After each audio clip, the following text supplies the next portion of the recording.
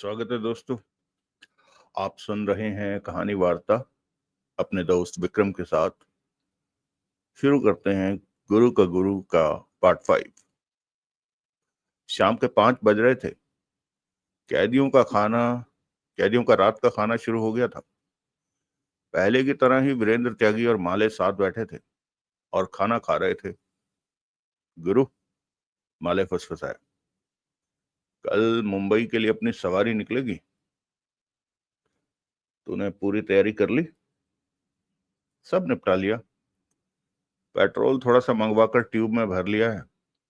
कल चलने से पहले ट्यूब मेरे गले के भीतर होगी। सब तेरे पर है, मैं तो कुछ नहीं कर सकता। मुझ पर कड़ी नजर रखी जा रही है। मैं सब निपटा लूंगा। तेरा वो भाई, क्या नाम है उसका? बसंत। हाँ, वो आया दोबारा मिलने? वो तो अब विजयवाड़ा पहुंच चुका होगा। उसका यहाँ क्या काम? खाते खाते ही त्यागी ने हर तरफ नजरें घुमाई। वो कील दे। माले ने खाते खाते अपने कपड़ों में छिपा रखी कील निकाली और त्यागी को थमा दी। वो कील 1.5 इंच लंबा और आगे से मुड़ा हुआ था। त्यागी ने वो कील अपने कपड़ों में छिपा लिया। जिस ट्रेन की बोगी में हमें ले जाया जा रहा है उसका नक्शा तो तूने देख लिया होगा। उसी के हिसाब से तो मैंने अपनी प्लानिंग शुरू की है। त्यागी बोला। वो नक्शा तो ठीक है ना? बसंत ने दिया था, ठीक ही होगा। वो कहता है पुलिस वाला बनकर गया था और बोगी के बीच में से देखा। फिर तो ठीक ही होगा। सुबह मिलेंगे गुरु। आज की रात काटनी कठिन लग रही है। खाते खाते माले मुस्कुराया। शांत रहे, तेरी हरकतों पर किसी को शक ना हो जाए। अगला दृश्य, विजयवाड़ा, रात 9:30 बजे। इंस्पेक्टर सुनील वर्मा पैदल ही थाने से बाहर निकला। डिनर लेने का इरादा था उसका। जब से देवराज चौहान को पकड़ा था तब से वो घर नहीं गया था। थाने से ज्यादा दूर भी नहीं गया था। देवराज चौहान के आसपास ही वो रहना चाहता था ताकि किसी भी तरह वो उसकी कस्टडी से फरार होने की चेष्टा न कर सके। आज वो खुद को हल्का महसूस कर रहा था। आज आखिरी रात थी देवराज चौहान के पुलिस स्टेशन में। कल देवराज चौहान को मुंबई के लिए बोगी में बिठा देना था। सड़क पार करके सामने ही खाने का होटल था। सुनील वर्मा ने वहां से खाना खाने की सोची और सड़क पार करता हुआ उस होटल की तरफ बढ़ गया। ठंडी हवा चल रही थी। जगमोहन और सुंदर कब से वर्मा के बाहर निकलने का इंतजार कर रहे थे। वर्मा को बाहर निकलता देख उसके पीछे हो दिए। वर्मा होटल पर पहुंचा। लोग भीतर भी खाना खा रहे थे और बाहर भी टेबलें बिछाई बैठे थे। वर्मा ने एक टेबल संभाल ली। छोकरा भागा भागा आया उसके पास। साहब जी नमस्कार। मैंने मना किया था कि बाहर कुर्सियां टेबल मत रखना, वर्मा ने कहा। वो साहब जी, छोकरे ने दांत दिखाए, आज ग्राहक ज्यादा आ गए थे। मुझे बेवकूफ बनाता है? सच कह रहा हूं साहब जी, कल सब टेबल कुर्सियां भीतर रख देंगे, देख लेना। जरूर देखूंगा। खाना ला। क्या लाऊं? जो ताजा बना हो वो ले आ। साथ में रायता ले आना। अभी लाया, कहकर छोकरा चला गया। इसी पल जगमोहन और सुंदर उसके पास पहुंचे। वर्मा ने जगमोहन को देखा तो चौंका। तेजी से उठने को हुआ। बैठे रहो इंस्पेक्टर साहब, जगमोहन ने कहा। खड़े हुए तो रिवॉल्वर निकाल लूंगा, वर्मा ठिठका, फिर वापस बैठ गया। जगमोहन और सुंदर भी बैठे। वर्मा ने दोनों के चेहरे पर निगाह मारी, फिर जगमोहन से बोला, हम में जो बात होनी थी वो हो चुकी है। मैंने सोचा शायद तुम्हारा विचार बदल गया हो। मैंने कहा था कि माँ जिंदा होती तो उसे मना मनू लेता कि मैं रिश्वत ले लूं, और वो कार मैं अभी भी साथ लाया हूं, जगमोहन बोला। जिसकी डिग्गी नोटों से भर रखी है, वर्मा ने लापरवाही से कहा। हाँ वही। थक जाओगे नोटों का बोझ ढोते ढोते। नहीं थकता। नोटों का बोझ ढोने से कोई भी नहीं थकता। जब से तुमने मुझे नोटों से भरी डिग्गी दिखाई है, मैं तभी से थका पड़ा हूं। देख कर थक गए? हाँ, रखने की सोच कर तो मैं कांप उठता हूँ। जगमोहन ने उसे घूरा। इंस्पेक्टर, देवराज चौहान को आजाद कर दो। कल उसे मुंबई जाने वाली ट्रेन पर बिठा दिया जाएगा। सुनील वर्मा ने जगमोहन की आंखों में देखा। तू नहीं मानेगा? नहीं। गोली मार दूं तो? तब भी नहीं। वर्मा ने इंकार में सिर हिलाया। जगमोहन ने रिवॉल्वर निकाल ली। टेबल के नीचे रखी रिवॉल्वर, चेहरे पर खतरनाक भाव थे। इंस्पेक्टर, जगमोहन दांत भींचकर बोला, कहने सुनने और भुगतने में बहुत फर्क होता है। क्या? गोली की बात कर रहा हूं। जगमोहन ने दांत भींच लिए। मेरे हाथ में रिवॉल्वर है, टेबल के नीचे। अगर तूने मेरी बात नहीं मानी तो मैं एक क्या सारी गोलियां चला दूंगा। तुम्हारी मरी मां तुम्हारी जान ना बचा सकेगी। इंस्पेक्टर सुनील वर्मा ने जगमोहन को देखा। मैं देवराज चौहान को पुलिस स्टेशन से आजाद देखना चाहता हूं। जगमोहन ने धीमे स्वर में गुर्राया। तेरी हाँ है तो ठीक, नहीं तो मैं गोलियां चलाने जा रहा हूं। तेरा काम तो हो गया इंस्पेक्टर। खाना खाया तूने? वर्मा शांत स्वर में बोला। क्या? पूछ रहा हूं, डिनर लिया कि नहीं? जगमोहन खा जाने वाली निगाहों से वर्मा को घूरने लगा। मुझे क्या देखता है? वर्मा मुस्कुरा पड़ा। खाना खाने की बात कर रहा हूं मैं। इंस्पेक्टर, तू मरेगा। अगर तूने मुझे मारना होता तो अब तक मार दिया होता। पुलिस वाला हूं, सामने वाले को ताड़ जाता हूं। मुझ पर गोली चलाने का तेरा कोई इरादा नहीं है। होता तो मुझे यहां से कहीं और ले जाता और तब गोली मारता। यहां पर तू गोली नहीं चलाएगा। मैं सारी गोलियां तेरे शरीर में उतार दूंगा।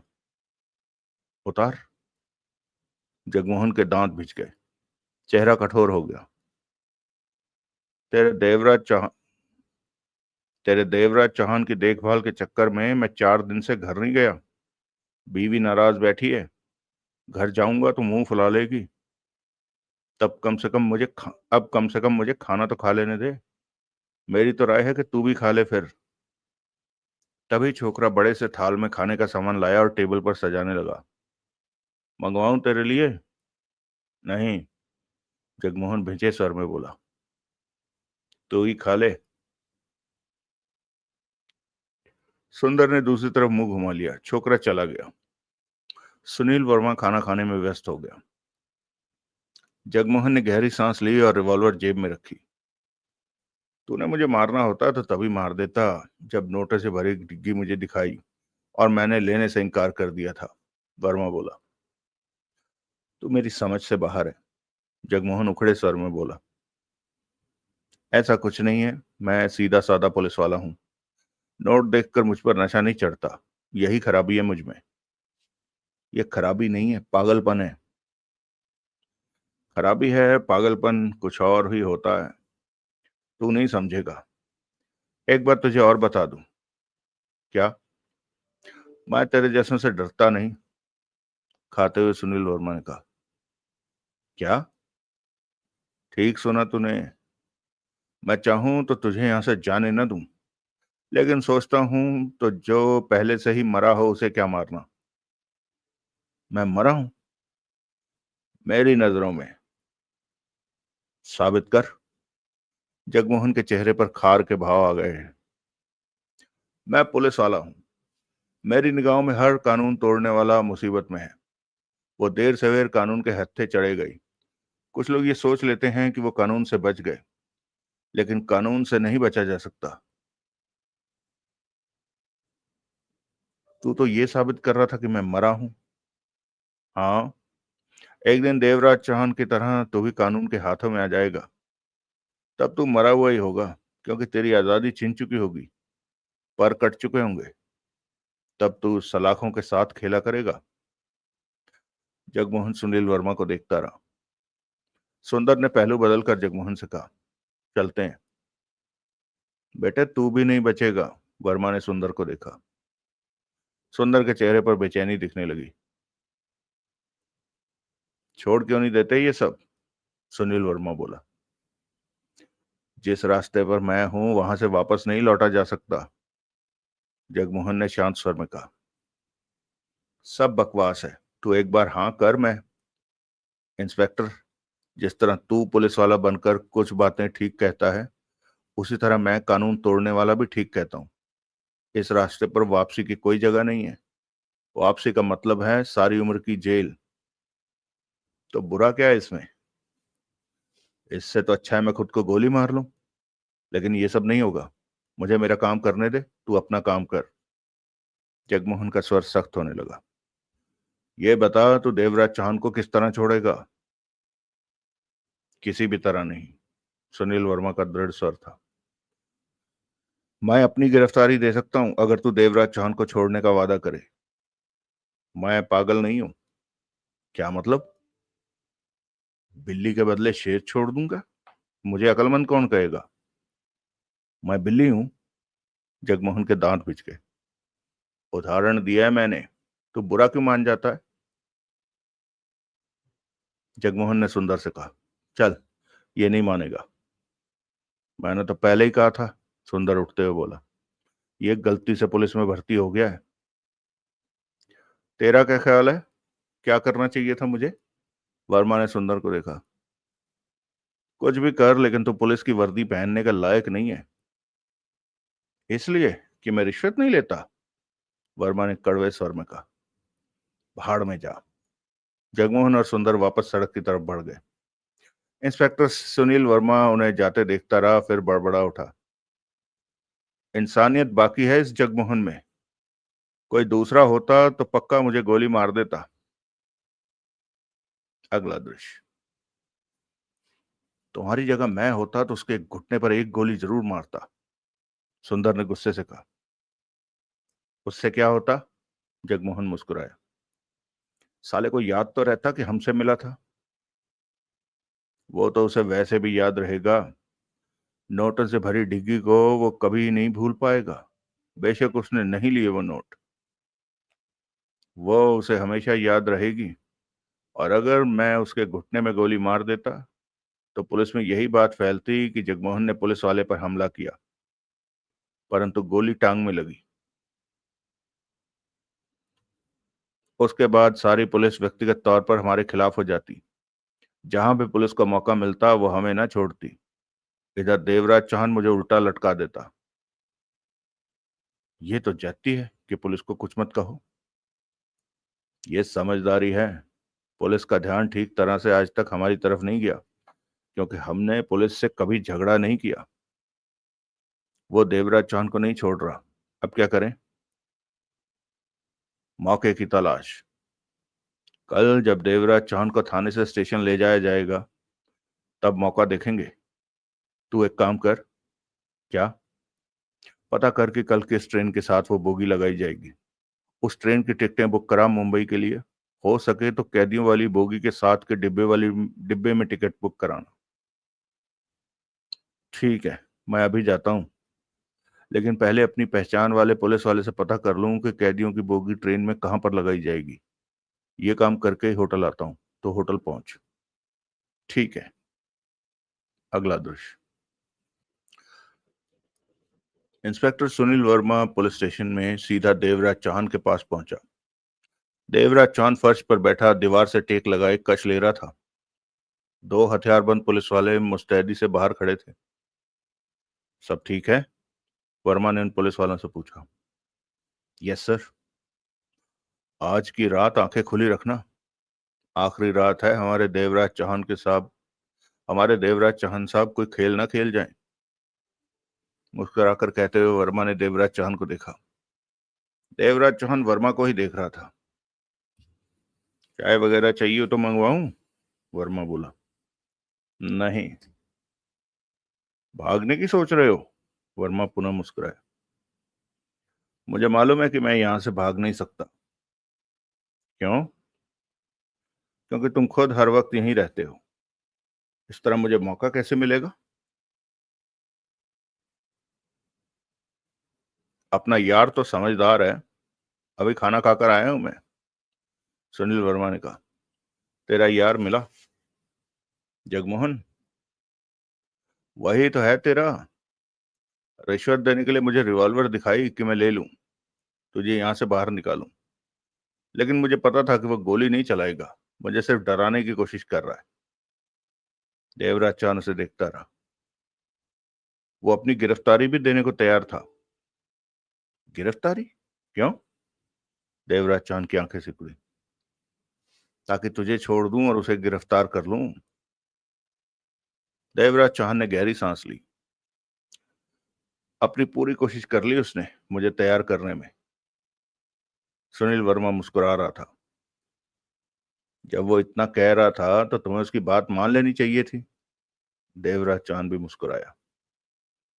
मैं तो मान लेता, लेकिन स्वर्ग में बैठी मेरी माँ की आत्मा कह उठती कि बेटा तूने रिश्वत ले ही ली।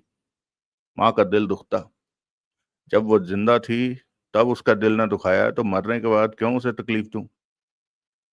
देवराज चांद से देखता रहा। मुझे पूरा विश्वास है कि जगमोहन थाने के आसपास ही मंडरा रहा होगा। और तुम उस पर हाथ डालने की कोशिश करोगे? नहीं, बिल्कुल नहीं। क्यों? दो के चक्कर में मैं कहीं एक को भी ना गवा दूं। मैं अपना पूरा ध्यान तुम पर लगाना चाहता हूं। तुम मुझसे इतना डर क्यों रहे हो? डर नहीं रहा, सतर्क हूं।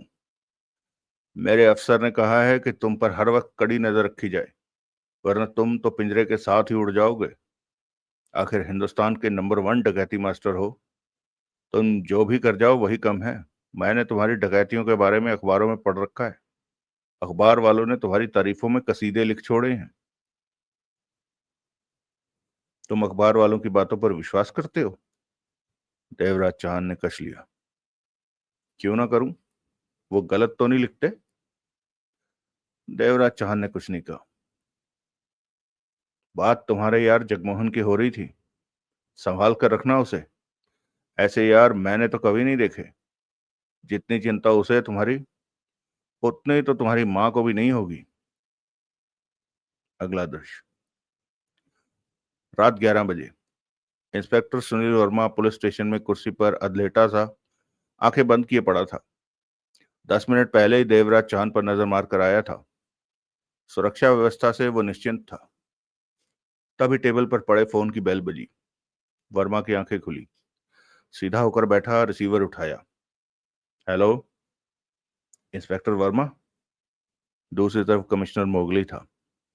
Yes sir. सब ठीक है? ठीक है सर। गुड। तुम्हारी ड्यूटी को बढ़ाया जा रहा है। मैं समझा नहीं सर। अभी अभी मुंबई से इंस्पेक्टर वानखेड़े का फोन आया था। वानखेड़े चाहता है कि देवराज चौहान के साथ विजयवाड़ा से ही किसी जिम्मेवार पुलिस वाले को भेजूं, जो कि सफर के दौरान व्यक्तिगत तौर पर देवराज चौहान पर नजर रखे। वर्मा ने मन ही मन लंबी सांस ली। जी, मैं चाहता हूं कि तुम जाओ देवराज चौहान के साथ मुंबई तक। ठीक है सर। ऑर्डर की कॉपी सुबह तक तुम्हारे पास पहुंच जाएगी। जी। बातचीत बंद हो गई। वर्मा ने रिसीवर रखा। देवराज चौहान की निगरानी करके वो थका हुआ था। उसने तो सोचा था कि देवराज चौहान को कल ट्रेन में बिठाकर घर जाएगा, 2-3 दिन आराम करेगा, परंतु अब देवराज चौहान के साथ मुंबई जाने का ऑर्डर मिल गया था। नौकरी करनी है तो ऑर्डर भी मानना पड़ेगा। वर्मा ने मुंह बनाया और रिसीवर उठाकर घर पर फोन किया। बेल होती रही। काफी देर बाद रिसीवर उठाया गया। हेलो। उसकी पत्नी सोनी की आवाज कानों में पड़ी। तुम्हारी आवाज कितनी मीठी लग रही है। वर्मा जल्दी से बोल पड़ा। कौन हो तुम? सोनी का तीखा स्वर उसके कानों में पड़ा। वर्मा समझ गया कि सोनी बहुत नाराज है। मैं हूं तुम्हारा पति परमेश्वर। भाड़ में जाओ। मैं कल बच्चों को लेकर अपनी मां के पास जा रही हूं। क्यों? उससे ये पूछूंगी कि मेरी शादी तुम जैसे घटिया आदमी से क्यों की। सोनी, नाराजगी छोड़ो, मैं बहुत व्यस्त चल रहा हूँ। डकैती मास्टर देवराज चौहान को पकड़ा है मैंने, और कल मैंने उसे लेकर मुंबई जाना है। परसों तक वापस आ जाऊंगा, फिर घर मत आना। तुम उधर से सोनी ने रिसीवर रख दिया। वर्मा रिसीवर रखते हुए बड़बड़ा उठा, किस्मत में नौकरी करना ही लिखा है, वर्दी की नौकरी और फिर बीवी की नौकरी। तगड़ी नाराज है इस बार तो सोनी। अगला दृश्य, पौंडीचेरी, शाम 6 बजे, RDX। धर्मा और एक्स्ट्रा होटल में मौजूद थे। सुबह 10 बजे वो पौंडीचेरी पहुंचे थे। होटल लेने के बाद राघव जानकारी लेने के लिए बाहर चला गया था। धर्मा और एक्स्ट्रा दिन भर होटल में रहे। शाम 6 बजे राघव लौटा। बड़ी देर लगा दी, धर्मा बोला। काफी काम थे। एक्स्ट्रा ने रूम सर्विस से तीन तीन कॉफी के लिए कह दिया। वीरेंद्र त्यागी के बारे में कुछ पता लगा? हाँ, कल सुबह 9:40 की ट्रेन के साथ उस बोगी को लगाया जाएगा जो कि विजयवाड़ा तक जाएगी। विजयवाड़ा तक? एक्स्ट्रा बोला। मुंबई जाने का ये कौन सा रूट हुआ? धर्मा ने पूछा। पता चला है कि विजयवाड़ा से किसी शातिर अपराधी को ट्रेन में बिठाया जाएगा। ओह, वहां से बोगी मुंबई जाने वाली ट्रेन के साथ जोड़ दी जाएगी। यानी कि 5 बजे विजयवाड़ा पहुंचकर बोगी को दूसरी ट्रेन ट्रेन के साथ लगाया जाएगा जो कि 6 बजे वहां से रवाना होगी। 1 घंटे का स्टॉप है विजयवाड़ा पर। तो ये बात है। ये सारे काम मुंबई में बैठे इंस्पेक्टर वानखेड़े के इशारे पर हो रहे हैं। वानखेड़े? हाँ, पता चला है कि वीरेंद्र त्यागी और विजयवाड़ा से चढ़ाए जाने वाला शातिर अपराधी दोनों का मामला वानखेड़े के पास है। उसने ही सब इंतजाम किए हैं कि दोनों को मुंबई पहुंचाया जाए, राघव ने कहा। विजयवाड़ा से चढ़ने वाला शातिर कौन है? एक्स्ट्रा ने पूछा। मैं मालूम नहीं कर पाया। वो भी कोई खास ही होगा। हाँ। तभी वेटर 3 कॉफी रख गया। तीनों ने कॉफी के प्याले उठाए और घूंट भरने लगे। हम वीरेंद्र त्यागी पर कहाँ हाथ डालेंगे? एक्स्ट्रा ने पूछा। यही तो समस्या है। क्या? राघव ने घूंट भरा और बोला, त्यागी के साथ अपराधी भी त्यागी के साथ और अपराधी भी जेल से जाएंगे। त्यागी के साथ और अपराधी भी जेल से बंद वैन पर चढ़ाए जाएंगे। ये सारा काम जेल के भीतर ही होगा। जेल की वो वैन सख्त पहरे के साथ चलेगी, स्टेशन पहुंचेगी। यानी कि रास्ते में हमें ऐसा कोई मौका नहीं मिलने वाला कि उसके सिर पर गोली मार सके। एक्स्ट्रा और धर्मा की निगाह राघव पर थी। धर्मा बोला, कोई बात नहीं, हम उस बोगी में त्यागी की गर्दन दबा सकते हैं। राघव मुस्कुरा पड़ा। क्या हुआ? वो ट्रेन की साधारण बोगी नहीं है। तो कैदियों को लाने ले जाने के लिए बोगी बनाई गई है, स्पेशल बोगी। जब खतरनाक कैदियों को लंबी दूरी पर ले जाना होता है तो उस बोगी का इस्तेमाल किया जाता है। वानखेड़े ने त्यागी के लिए खास तौर से बोगी मुंबई से भेजी है। ऐसा क्या? हाँ, और वो बोगी सचमुच किसी मुसीबत से कम नहीं है हमारे लिए।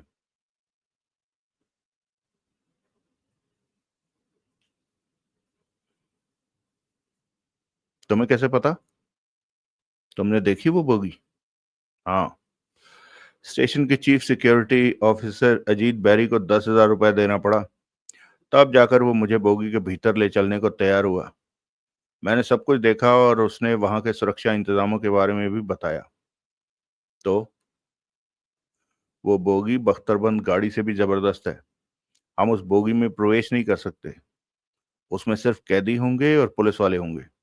बाहरी आदमी का प्रवेश कर जाने का कोई मतलब ही नहीं है, राघव ने कहा। जब त्यागी को रेलवे स्टेशन लाया जाएगा तो उसके साथ और कैदी भी होंगे।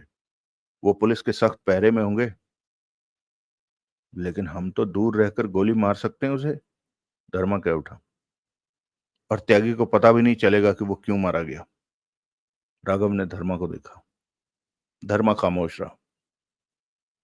हमने त्यागी को आसान मौत नहीं देनी है, बुरी मौत मारना है उसे।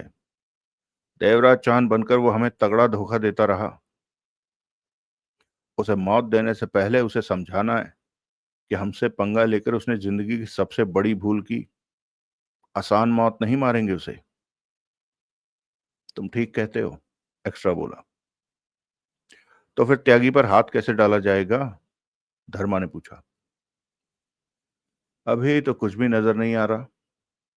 मैंने जेल के जिस पुलिस वाले से बात की, उसे बताया कि त्यागी को पुलिस के हाथों से निकालना है, तो उसने कहा कि यह संभव संभव नहीं, क्योंकि त्यागी पर खास तौर से तगड़ा पहरा है। और वो ठीक कहता है, मैंने भी महसूस किया। लेकिन हमने तो त्यागी पर हाथ डालना है। अभी कोई रास्ता नहीं मिल रहा।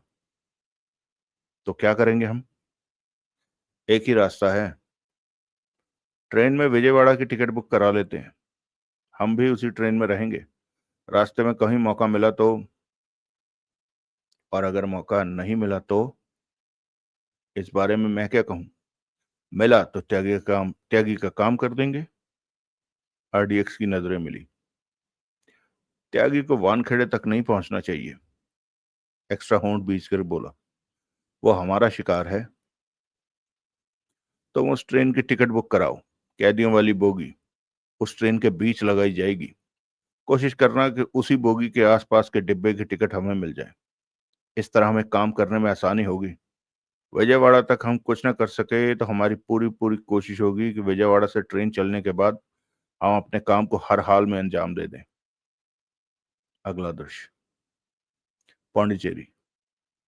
सुबह 6:30 बजे जेल में। जेलर के कमरे में jailer Krishna Kutty, sub inspector Annamalai, police commissioner Jeena Reddy और इंस्पेक्टर वेदपाल मौजूद थे।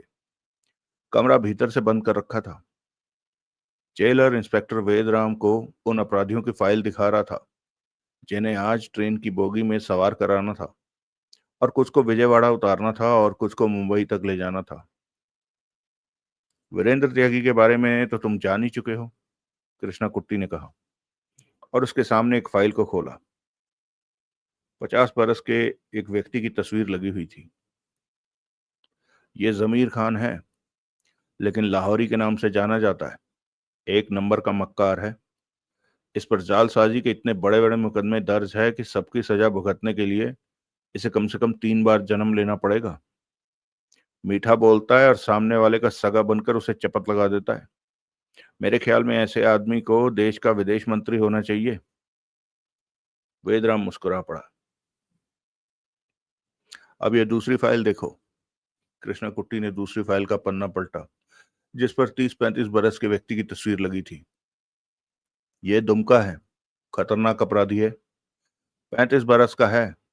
मामूली लूटपाट से इसने छोटी सी उम्र में ही आरंभ अपराध की जिंदगी शुरू कर दी, और फिर हत्या, डकैती, अपहरण जैसे काम करने लगा। इसने अब तक 50 से ऊपर हत्याएं की हैं। वेदराम ने सिर हिलाया। ये तीसरी फाइल राम रतन चौबे की है। पान सिगरेट बेचने वाला चौबे ड्रग्स के धंधे में आ गया। कोकेन, स्मैक, चरस, यानी कि हर तरह की ड्रग्स का धंधा। करोड़ों की दौलत कमाई, कोठी कारों का मालिक बन गया। कानून को बहुत नचाया इसने, लेकिन पुलिस के हाथों पड़ ही गया। जब पकड़ा गया तो ये देश छोड़कर यूरोप फरार हो जाने को था। ये तो माने हुए हैं सब, वेदराम बोला। घिसे हुए भी। सब इंस्पेक्टर अन्नामलाई मुस्कुरा कर कह उठा। और ये माले है, जेलर ने एक और फाइल सामने करते हुए कहा। 30 बरस का है, परंतु डकैतियों और बड़ी बड़ी लूटों में हिस्सा लेता है। मुंबई में इसके खिलाफ बहुत केस दर्ज हैं। कई हत्याएं भी कर चुका है ये। कृष्णा कुट्टी ने अगली फाइल आगे की। ये 40 बरस का जोरावर सिंह है। पंजाब का है, परंतु पंजाब में कभी अपराध नहीं किया। दिल्ली, मुंबई, आंध्रा, एमपी और कई राज्यों में पुलिस को इसकी जरूरत है। फिर एक अन्य फाइल आगे करते हुए कहा, यह केतन देसाई है। गुजरात के भावनगर का है। अजीब सा आदमी है। इसके अपराध करने का तरीका भी अजीब है। लोगों के घर की बेल बजाता है, औरत दरवाजा खोलती है तो उसे धकेल कर भीतर ले जाता है, उस पर काबू पा लेता है। फिर उससे ताजा खाना बनवाकर खाता है, अपने हाथ पांव दबवाता है, उसके बाद उसके साथ सोता है और जाते वक्त 1,000 रुपया नगद ले जाता है। जो औरत साथ सोने से इनकार कर देती है उसे कत्ल कर देता है। इस तरह के इस पर 15 केस दर्ज हैं। वैदराम केतन देसाई की तस्वीर देखता रहा। यह अगली फाइल राकेश लाल की है। माना हुआ बलात्कारी और हत्यारा है।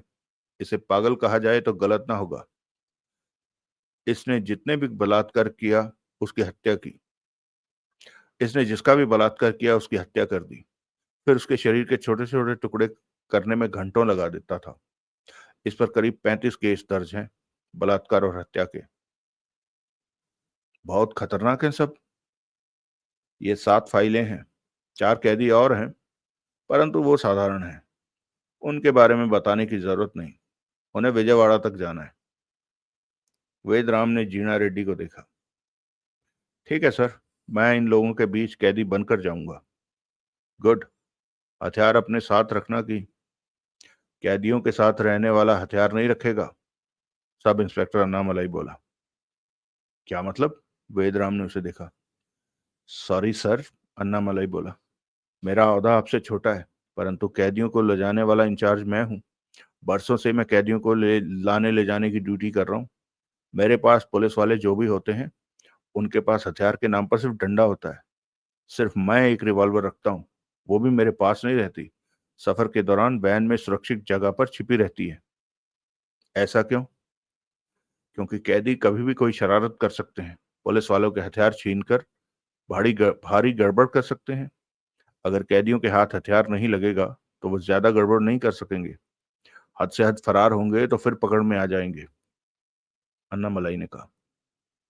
लेकिन मेरे पास रिवॉल्वर होना जरूरी है, ताकि कोई गड़बड़ हो तो। आपके रिवॉल्वर कैदियों के हाथ भी लग सकती है। कैसे लगेगी? मैं आपकी बात नहीं मानूंगा। मेरी राय में तो आपकी जरूरत ही नहीं है कैदियों के बीच।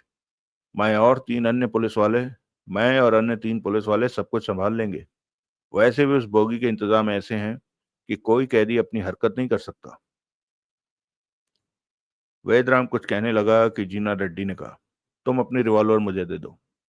लेकिन सर, तुमसे जो कहा जा रहा है वही करो। जीना रेड्डी की आवाज में सख्ती आ गई। वेदराम ने अनिच्छा भरे अंदाज में रिवॉल्वर निकाली और जीना रेड्डी को दे दी। अब ठीक है, जीना रेड्डी ने अन्ना मलाई को देखा। थैंक यू सर, अन्ना मलाई ने शांत स्वर में बोला। सबके सब खतरनाक कैदी हैं, कृष्णा कुट्टी बोला। सफर में सतर्कता बहुत जरूरी है। खास तौर से ऐसे कैदी जब इकट्ठे हो जाते हैं तो कुछ भी कर डालते हैं। आपस में झगड़ा करना तो इनका पसंदीदा खेल है। मैं आपकी बात को याद रखूंगा सर, अन्ना मलाई ने कहा। ये मत सोचना कि ये जंजीरों में बंधे हैं, कुछ नहीं कर सकते। ये कभी भी कुछ भी कर सकते हैं। जी सर। तभी जीना रेड्डी कह उठा, विजयवाड़ा से डकैती मास्टर देवराज चौहान को बिठाया जाएगा। उसके साथ एक पुलिस वाला भी मुंबई तक जाएगा। इसकी क्या जरूरत है? अन्ना मलाई कह उठा। हम हैं तो। मुंबई हेडक्वार्टर के ऑर्डर्स हैं ये, जीना रेड्डी बोला। सब इंस्पेक्टर अन्नामलाई ने कुछ नहीं कहा। कृष्ण कुट्टी बोला, 7 बज रहे हैं, हमें तैयारी शुरू कर देनी चाहिए। 1 घंटा तो कैदियों को वैन में बिठाने पर लग जाएगा। उसके बाद रेलवे स्टेशन तक पहुंचने का रास्ता तय करना है। हमारे पास ज्यादा वक्त नहीं है। चलिए, जीना रेड्डी ने कहा। वे उठे। कृष्णा कुट्टी ने वेदराम से कहा, तुम यहीं बैठो, बाहर मत आना। तुमने कैदी बनकर कैदियों के साथ जाना है। मैं तुम्हारे लिए कैदियों के कपड़े भिजवाता हूँ। जी ठीक है, वेदराम ने कहा। कृष्णा कुट्टी, जीना रेड्डी और अन्ना मलाई बाहर निकल गए। अगला दृश्य। जेल की वैन जेल के अहाते में लग चुकी थी। आसपास सशस्त्र पुलिस वाले मौजूद थे। सब इंस्पेक्टर अन्ना मलाई कैदियों की तलाशी लेने में व्यस्त था। जीना रेड्डी भी पास ही खड़ा था। क्या ढूंढ रहे हो इन कैदियों के पास से? जीना रेड्डी ने अन्ना मलाई से पूछा। कैदियों के औजार बहुत अजीब से होते हैं। ऑल पेन, लोहे की तार, ब्लेड या ऐसा ही कुछ। इन्हीं चीजों से ये तबाही मचा देते हैं, सब इंस्पेक्टर अन्ना मलाई ने कहा और कैदी की तलाशी लेकर पास खड़े पुलिस वाले के हवाले कर दिया। पुलिस वाला कैदी को 15 कदम की दूरी पर खड़ी जेल वैन के पास ले गया और उसे भीतर चढ़ा दिया। तभी भीतर से 2 सिपाही वीरेंद्र त्यागी को लिए आए। उसके हाथ में हथकड़ी और पांव में बेड़ियां थी। वो धीरे धीरे चल रहा था। उसे सब इंस्पेक्टर अन्नामलाई के पास पहुंचाया गया। अन्नामलाई उसकी तलाशी लेने लगा। देख ले, देख ले, अच्छी तरह देख ले। तलवार छिपा रखी है मैंने और AK-47 भी है, ढूंढ ले। अन्नामलई ने उसकी तलाशी लेने के बाद उसे पुलिस वालों के हवाले कर दिया। फिर माले को लाया गया। अन्नामलई ने उसकी तलाशी ली। माले अन्नामलई के कान में बोला, बम है मेरे पास, लेकिन तेरे को नहीं मिलेगा। चुप कर, अन्नामलई गुर्राया, वरना दांत तोड़ दूंगा। नाराज हो गया तू तो। कोई बात नहीं, तोड़ मेरे दांत, जज को दिखाऊंगा टूटे दांत। अन्नामलई ने माले को आगे सरका दिया। तभी भीतर से एक साथ दो कैदी लाए गए, दुमका और जोरावर सिंह। अन्नामलई दुमका की तलाशी लेने लगा। जीना रेड्डी ने भी उसके काम में हाथ बटाया और जोरावर सिंह की तलाशी लेने लगा। इसी तरह तलाशी लेकर कैदियों को वैन में बिठाया जाने लगा। फिर वेदराम कैदियों के कपड़ों में आया। उसके दोनों हाथ आगे थे और हथकड़ी लगी थी। इसकी तलाशी मैं लेता हूं, कहकर जीना रेड्डी आगे बढ़ा और वेदराम की तलाशी लेने लगा। तभी केतन देसाई को लाया गया तो अन्नामलई इसकी तलाशी लेने में व्यस्त हो गया। वेदराम और जीना रेड्डी की नजरें मिली।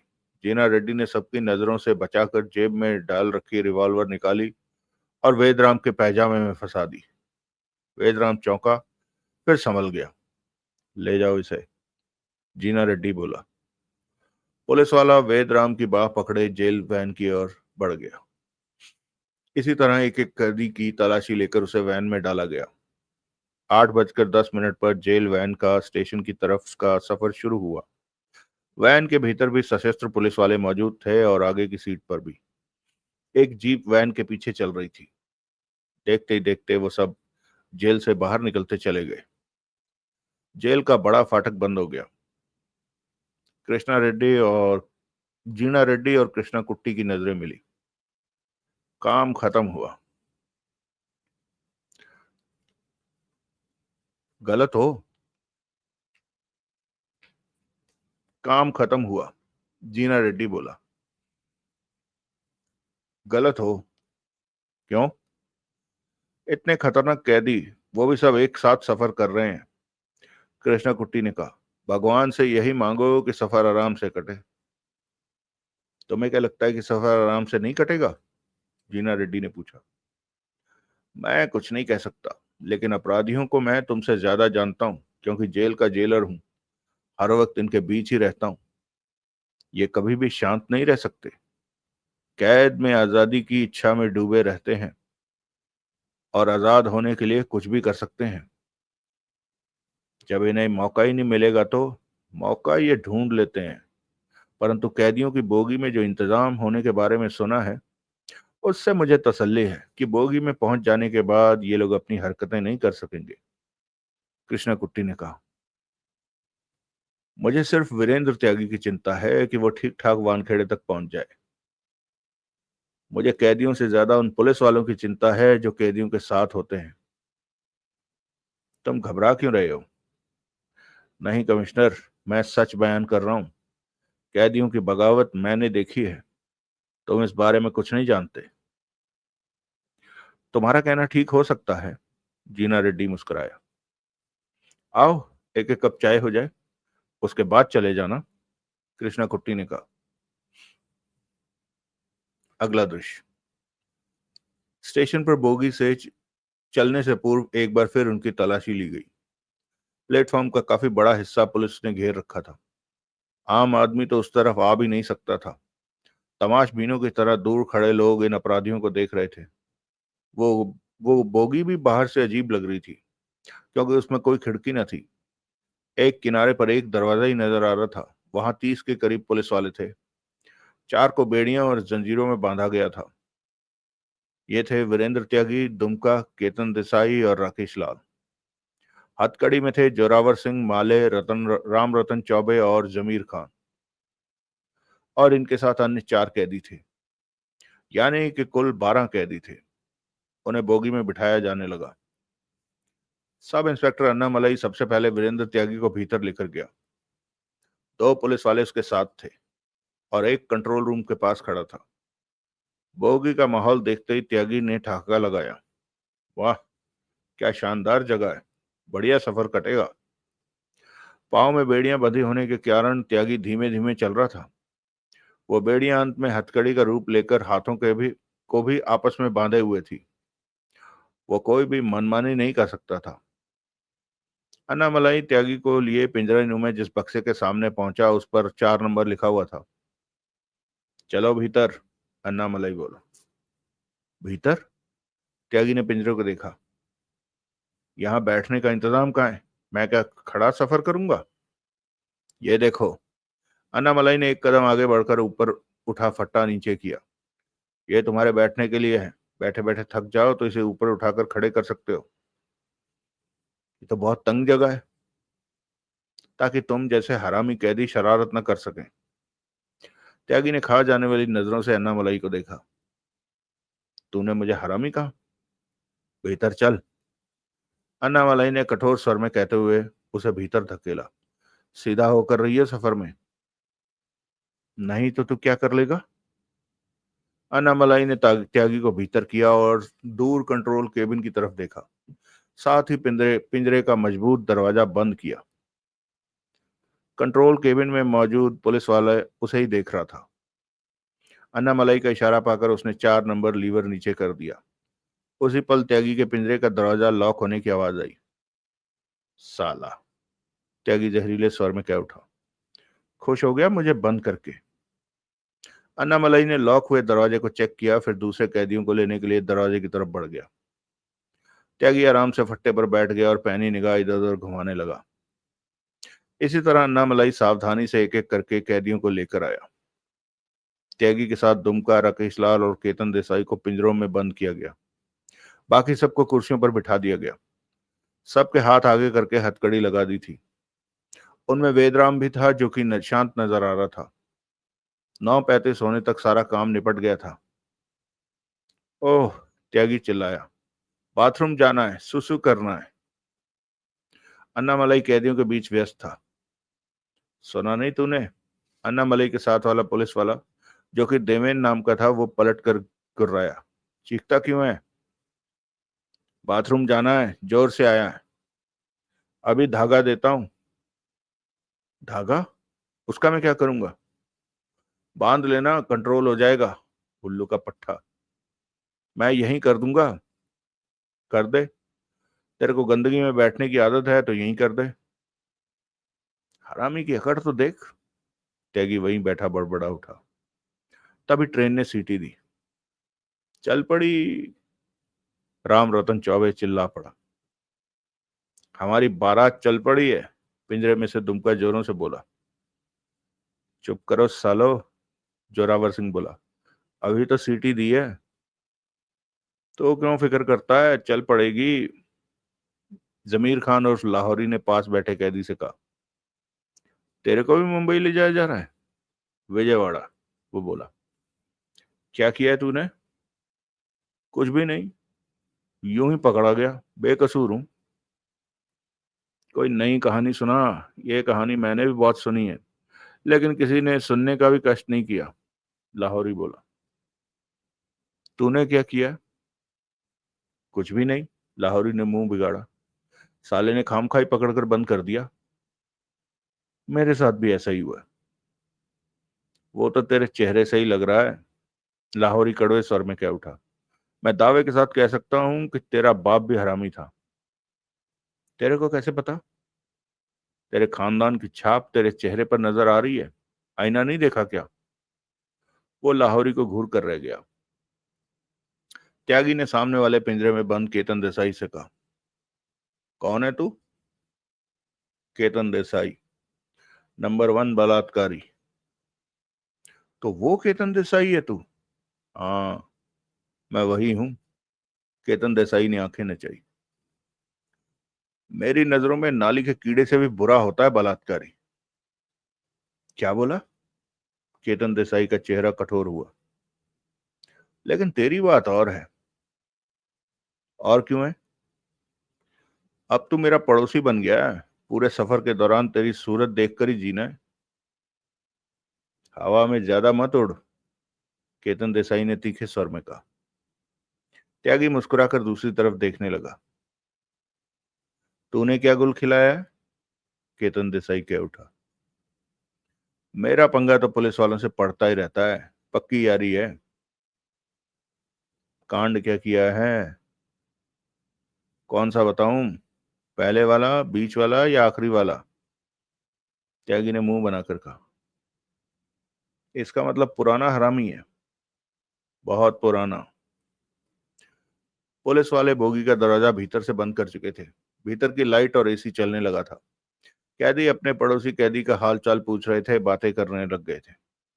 अभी कंट्रोल रूम का रास्ता खुला था, बंद नहीं किया गया था।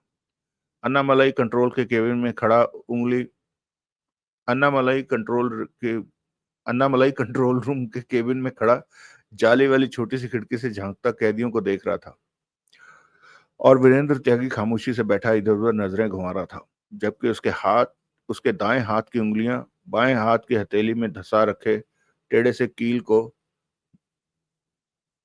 कील को मांस में तलाश कर रही थी, उसके सिरे को कि उसे बाहर निकाला जा सके, जबकि उसके दाएं हाथ की उंगलियां बाएं हाथ की हथेली में धंसा रखे टेढ़े से कील को मांस में तलाश कर रही थी, उसके सिरे को, ताकि उसे खींचकर बाहर निकाला जा सके। तभी ट्रेन की सीटी पुनः सुनाई दी। फिर बोगी को हल्का सा झटका लगा और वो हिलती हुई आगे बढ़ी।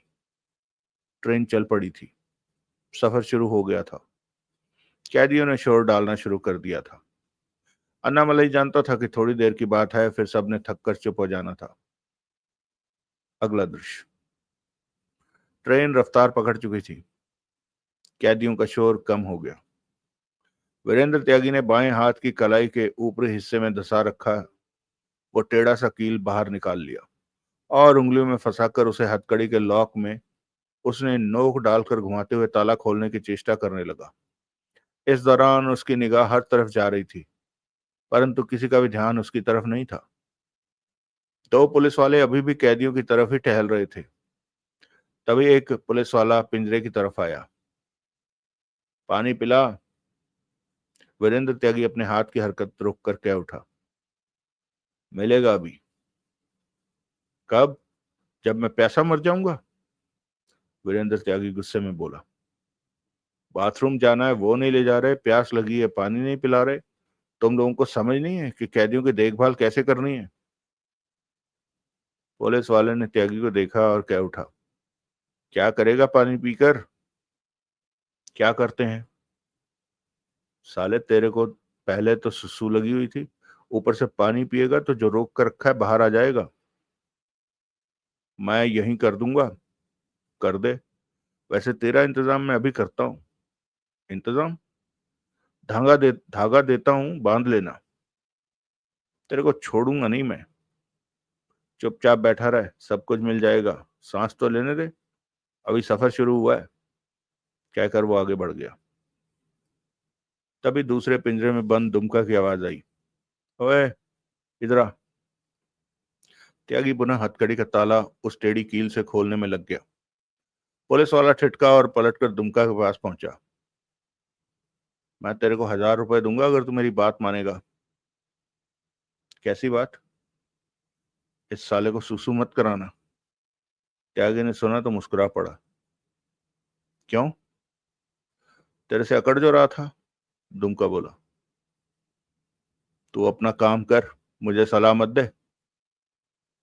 1000 रुपया दूंगा, लेना नहीं क्या? अपनी टांगों में दबा कर रख 1000 को। 10 लाख भी दे सकता हूँ। दे। निकालेगा किधर से? अपने पैजामे से? पुलिस वाले ने व्यंग से कहा। मैं मजाक नहीं कर रहा, दे सकता हूँ। तेरे को एक पता बताऊंगा, वहां मेरा पैसा रखा है। पत्र लिख कर दे देता हूँ, वहां के लोगों को मेरा लिखा कागज दिखाना, वो तेरे को 10 लाख दे देंगे। अच्छा, और तू क्यों देगा मुझे 10 लाख? क्योंकि तू मुझे यहाँ से फरार करवाने जा रहा है। किसने कहा तेरे को? तूने ही तो कहा भी। जुबान बंद करके बैठा रहे, फालतू की बकबक अपनी माँ को सुनाइयो, कहकर पुलिस वाला आगे बढ़ गया। तब तक त्यागी ने अपनी हथकड़ी खोल ली थी। त्यागी ने सतर्क निगाहों से हर तरफ देखा। सब ठीक था, कोई उसे नहीं देख रहा था। तेरे को यहां से फरार होना है? त्यागी बोला। हाँ, बगल वाले पिंजरे से दुमका की आवाज आई। अब यहां मन नहीं लगता। दोनों पिंजरों के बीच मोटी लोहे की चादर की दीवार होने की वजह से वो एक दूसरे को देख नहीं पा रहे थे। मुझे दे दे 10 लाख।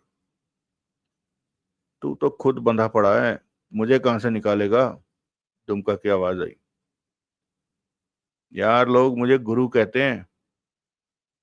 मुझे भी कहते थे जब मैं आजाद था। चमचे थे साले। खुद मजे कर रहे हैं और मैं यहां बंद हूं। मैं तेरे को निकाल दूंगा। तू मुझे 25 लाख देगा? कोई प्लान है तेरे पास? हाँ। क्या? कुछ देर बाद तो खुद देख लेगा कि क्या होगा। तभी सामने के पिंजरे में बंद केतन देसाई कह उठा। मैं भी तेरे को 25 लाख दूंगा। तू बंद ही ठीक है, त्यागी ने कहा। क्यों? तेरे जैसे बलात्कारी और हत्यारे को खुला छोड़ना नहीं चाहिए। तू क्या दूध का धुला है? केतन देसाई गुर्राया। मैं औरत की रजामंदी से सब कुछ करता हूँ। तेरी तरह कपड़े नहीं फाड़ता। कपड़े तो मैं भी नहीं फाड़ता। चुपचाप बैठा रह, तेरे बारे में बाद में सोचूंगा। तभी दुमका की आवाज आई। तू करता क्या है? सब कुछ, बलात्कार को छोड़कर। नाम क्या है तेरा?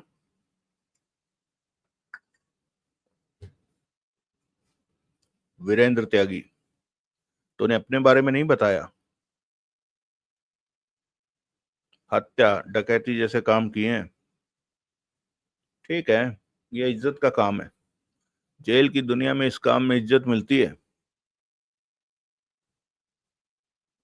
तू अपने बारे में तो कुछ तो बता। दुमका की आवाज आई।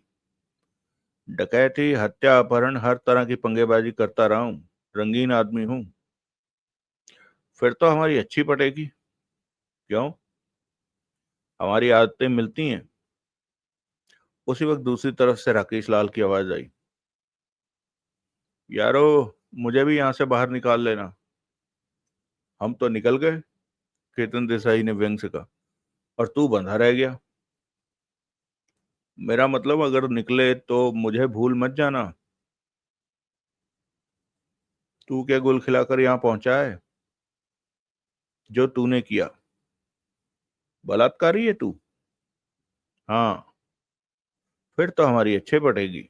यहां से बाहर निकलकर एक साथ शिकार ढूंढा करेंगे। बकवास बंद करो अपनी, त्यागी ने गुस्से से कहा। घटिया बातें मेरे कानों में ना पड़ जाएं। जा जा, केतन देसाई गुर्रा उठा। ये तेरे बाप का महल नहीं है जो तू नवाबों की तरह बातें कर रहा है। वीरेंद्र त्यागी ने पिंजरे में सिर आगे करके उसकी तरफ झांका, जिस तरफ हथकड़ियों में जकड़े कैदी कुर्सियों पर बैठे थे। वो माले को देखने की चेष्टा कर रहा था, परंतु वह नहीं दिखा। त्यागी के होंठ सिकुड़े। कुछ पल त्यागी खामोश रहकर ऊंचे स्वर में कह उठा, मुर्गे। जवाब में माले की आवाज आई, चूहे। दोनों में इशारों का आदान प्रदान हो गया था। माले को इशारा मिल गया था कि वो अपना काम शुरू कर दे। अगला दृश्य। माले की बगल वाली सीट पर विजयवाड़ा उतरने वाला कैदी बैठा था। त्यागी की तरफ से इशारा मिलते ही माले ने अपना मुंह खोला और उंगलियां बीच में डाली। फिर दो उंगलियों में धागा दबाए उसने बाहर खींचा। बगल वाले कैदी ने चौंक कर माले को देखा। माले धीरे धीरे धागा खुले मुंह से बाहर की तरफ खींच रहा था। क्या कर रहा है ये? चुप कर साले, माले धीमे स्वर में गुर्रा, नहीं तो यहीं गाड़ दूंगा। माले पुनः धीरे धीरे धागा बाहर खींचने लगा। करीब 2 फुट धागा बाहर आने पर वो ठिठका। पास का कैदी मुंह फाड़े उसकी हरकत को देख रहा था। माले के चेहरे पर ऐसे भाव उभरे जैसे गले में कुछ अटक रहा हो। मेरे पांव पर उल्टी मत कर देना, कैदी जल्दी से कह उठा। माले उंगलियों में दबे धागे को धीरे धीरे खास अंदाज से बाहर को झटके देने लगा। मिनट भर लगा और पूरा का पूरा धागा बाहर आ गया। धागे के सिरे पर प्लास्टिक रबड़ जैसी पतली और 6 इंच लंबी ट्यूब बंधी हुई थी। माले ने चैन की गहरी सांस ली। गाड़ी तेज रफ्तार पर दौड़ी जा रही थी। ये क्या है? पास बैठे कैदी ने उलझन भरे स्वर में पूछा। ये? माले मुस्कुराया। आजादी का रास्ता। कैसी आजादी? कैदी को कैसी आजादी चाहिए होती है? समझा। तो तुम यहां से फरार होने की कोशिश करोगे? हाँ। नहीं हो सकते। यहाँ की सुरक्षा जबरदस्त है। चिंता मत कर, तेरे को भी साथ लेता जाऊंगा। मुझे नहीं होना आजाद। क्यों? साल भर की कैद बची है मेरी, फिर मेरी सजा खत्म। यहां से फरार होकर मैं वांटेड मुजरिम नहीं बनना चाहता। वो तेरी मर्जी। तेरी कितनी सजा बाकी है? अपनी जिंदगी में तो सजा ही सजा है। कानून मुझे तब आजाद करेगा जब मैं बूढ़ा हो चुका हूंगा। फिर तो तेरा फरार होना जायज है। अगला दृश्य। अन्नामलई वहां के सब कंट्रोल को चेक करने में व्यस्त था। 15 मिनट उसने वहां लगाए। इन्हीं 15 मिनटों में त्यागी और माले ने अपना काम कर लिया था। एक पुलिस वाला उसके पीछे 2 कदमों की दूरी पर खड़ा था। अन्नामलई पलटा और उससे बोला, अब हम ये सारे दरवाजे बंद करेंगे। कैदियों का दोपहर का खाना कहाँ है? किचन में रख दिया है। ठीक है, मैं कैदियों से मिल रहा हूं। फिर तभी वायरलेस सेट पर बीप बीप की आवाजें आने लगी। अन्नामलई पलटा और बोर्ड के पास पहुंचकर तुरंत हेडफोन सिर से लगाया और स्विच ऑन किया। Hello hello hello. उसके कानों में वानखेड़े की आवाज पड़ी। मैं मुंबई से इंस्पेक्टर वानखेड़े बोल रहा हूँ। Morning sir. मॉर्निंग। सफर शुरू हो गया? यस सर, 15 मिनट पहले ही हो चुका है। तुम सब इंस्पेक्टर अन्नामलाई हो? Yes sir. किसी तरह की कोई परेशानी हो तो कहो। नहीं सर, सब ठीक है। वीरेंद्र त्यागी कैसा है? पिंजरे में बंद है सर। वो बहुत खतरनाक है। मैं तुम्हें सलाह देता हूँ कि उस पर व्यक्तिगत तौर पर नजर रखो। वो इतना काइया है कि कभी भी कुछ भी कर सकता है। उसे पिंजरे में बंद समझने की भूल मत कर देना। यस सर, मैं ध्यान रखूंगा। कुल कितने कैदी हैं? Total 12 sir. ठीक है, कोई परेशानी हो तो तुम मुझसे बात कर सकते हो। मैं ऐसा ही करूंगा सर। विजयवाड़ा में कितने कैदी उतारने हैं? 4 सर। सब काम सावधानी से करना। यूं समझो कि तुम्हारे आसपास जहरीले सांप हैं जो तुम्हें कभी भी काट सकते हैं। तुमने नींद नहीं लेनी है। हर वक्त खुली आंखें खुली रखनी है और सतर्क रहना है। आराम करो तो बाकी पुलिस वालों को सतर्क रहने को कह देना। जी। विजयवाड़ा से डकैती मास्टर देवराज चौहान को ट्रेन में बिठाया जाएगा। Yes sir. उसके साथ एक पुलिस वाला भी होगा जो कि हर वक्त देवराज चौहान के साथ रहकर उस पर नजर रखेगा। मुझे बता दिया गया है सर। खास बात यह है कि देवराज चौहान को भी पिंजरे में बंद रखना है। जी। देवराज चौहान और वीरेंद्र त्यागी को दूर दूर बंद रखना। दोनों में झगड़ा है। मैं नहीं चाहता कि स्थिति तुम्हारे काबू से बाहर हो जाए। पिंजरे में बंद वो कुछ नहीं कर सकते। तुम्हारी यही गलतफहमी मैं दूर करना चाहता हूँ कि उन दोनों को पिंजरे में बंद मत समझना। दोनों ही शातिर हैं। वो कुछ भी कर सकते हैं। पिंजरे से बाहर आ सकते हैं। देवराज चौहान डकैती किंग है। जहां रास्ता ना हो वो रास्ता बना लेता है। सर, मुझे लगता है कि आप ज्यादा चिंता कर रहे हैं। तुम उन दोनों को जानते होते तो तुम भी चिंता करते। मैं पूरी तरह से ध्यान रखूंगा सर। मैं तुमसे यही आशा करता हूं कि तुम कैदियों को हिफाजत के साथ मुंबई तक ले आओ। पक्का सर। बंद करता हूं। जरूरत पड़ने पर मुझसे बात कर लेना। Sure sir. अन्नामलई ने हेडफोन उतारकर नीचे रखा और स्विच ऑफ किया। किसका फोन था? पीछे खड़े पुलिस वाले ने कहा। मुंबई से इंस्पेक्टर वानखेड़े का। अन्नामलई ने मुंह बिचकाया। मुझे बच्चों की तरह समझा रहा था कि कैदी कैसे संभालने हैं। आप तो कैदियों की आदत को अच्छी तरह जानते हो। सालों से इसी काम पर आपकी ड्यूटी है। वो वानखेड़े यही तो समझ नहीं रहा। खैर, मैं एक बार कैदियों के बीच में से होया हूं, फिर दरवाजे बंद करेंगे। उसके बाद अच्छी सी चाय बनाकर पिलाना। सुबह से भाग दौड़ कर रहा हूं। अन्नामलाई कैदियों के बीच पहुंचा। वहां पहले से ही 2 पुलिस वाले मौजूद थे। अन्नामलाई ने वेदराम पर निगाह मारी, जो कि हथकड़ी में अपनी जगह पर आराम से बैठा था। सब ठीक है? अन्नामलाई ने दोनों पुलिस वालों से पूछा। Yes sir. अन्नामलाई कुर्सियों पर बैठे कैदियों की तरफ निगाह मारता पिंजरों की तरफ बढ़ गया।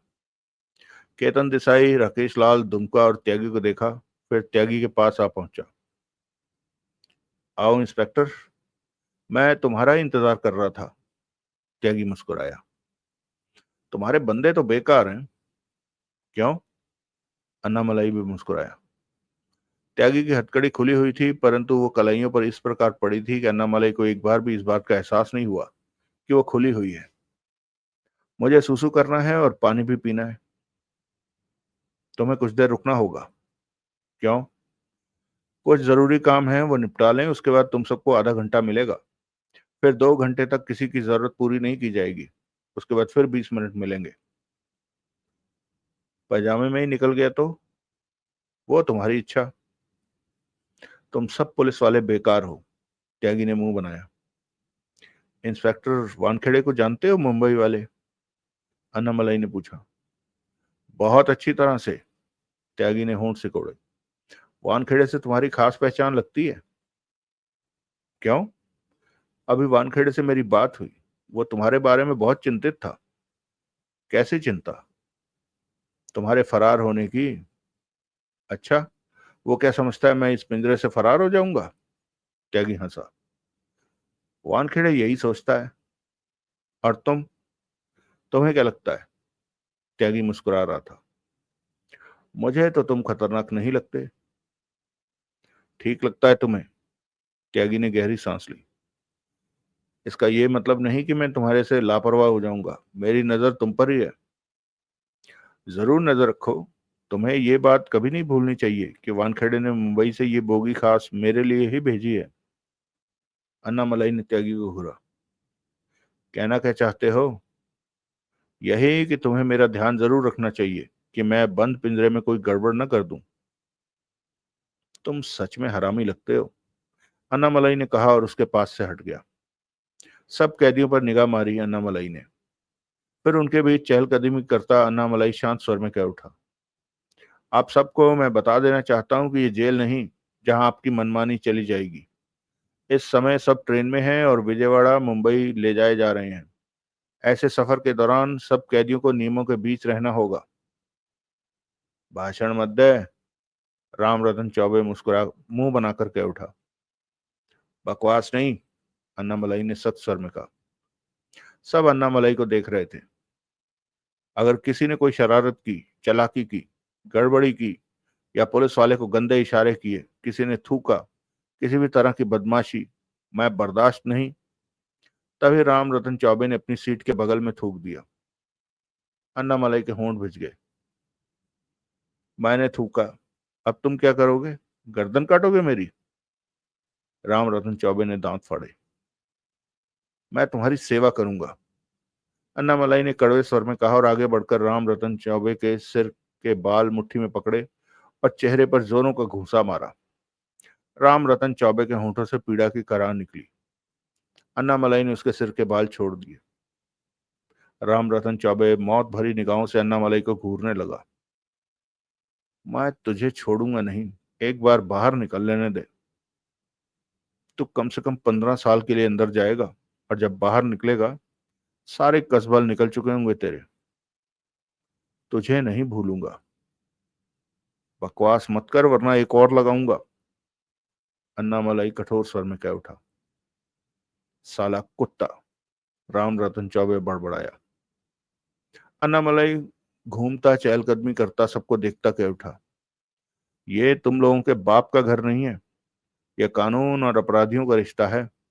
कानून का फर्ज है कि हर अपराधी को एक ही लाइन में चलाया जाए। जेल में तुम लोगों की बदमाशियां चल जाती होंगी, परंतु सफर के दौरान अब ये नहीं चलेंगी।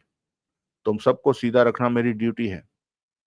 ये कैदियों को ट्रांसफर किए जाने का मामला है और मेरी ड्यूटी है कि कैसे भी हो मैं कैदियों को ठीक ठाक मंजिल पर पहुंचाऊं। राम रतन चौबे ने होंठों के कोने से निकलते खून को कंधे से साफ किया। चाय वगैरह मिलेगी कि नहीं? लाहौरी उर्फ जमीर खान बोला। सब कुछ मिलेगा, अगर आप शराफत से रहते हैं तो। तुम मुझे खोल दो, लाहौरी बोला। इन सबको सीधा रखने का जिम्मा मेरा रहा। तुम सीधे रहो, मेरे लिए इतना ही बहुत है। मैं तो शरीफ बंदा हूं, खामखाई कानून ने मुझे पकड़कर बिठा लिया है। लाहौरी ने गहरी सांस ली। मुझे बाथरूम जाना है, माले ने कहा। कुछ देर रुको, फिर ये सब काम भी होंगे। अन्ना मलई सबको देखकर बोला। तो आप सब अच्छी तरह समझ गए होंगे कि यहाँ पर आप में से किसी की बदमाशी नहीं चलेगी। प्यार से बोलोगे तो जवाब भी प्यार से मिलेगा। मैं किसी की भी हेंकड़ी बर्दाश्त नहीं करता। सब सीधे रहें। कोई कुछ नहीं बोला। कुछ देर बाद आप लोगों की जरूरतें पूरी की जाएंगी। अब आराम से रहें। अन्नामलाई कंट्रोल केबिन की तरफ बढ़ गया। दोनों पुलिस वाले भी उसके पीछे हो गए। दरवाजा बंद करो, अन्नामलाई ने कहा। राम रतन चौबे के पास वेद राम बैठा था। वो चौबे से बोला। मजा आया घूसा खाकर? तेरे को तो खुशी मिली होगी। राम रतन चौबे ने वेद राम को घूरा। मुझे कोई खुशी नहीं हुई। मैं तो तेरे को समझाना चाहता हूँ कि आराम से बैठने में ही भला है।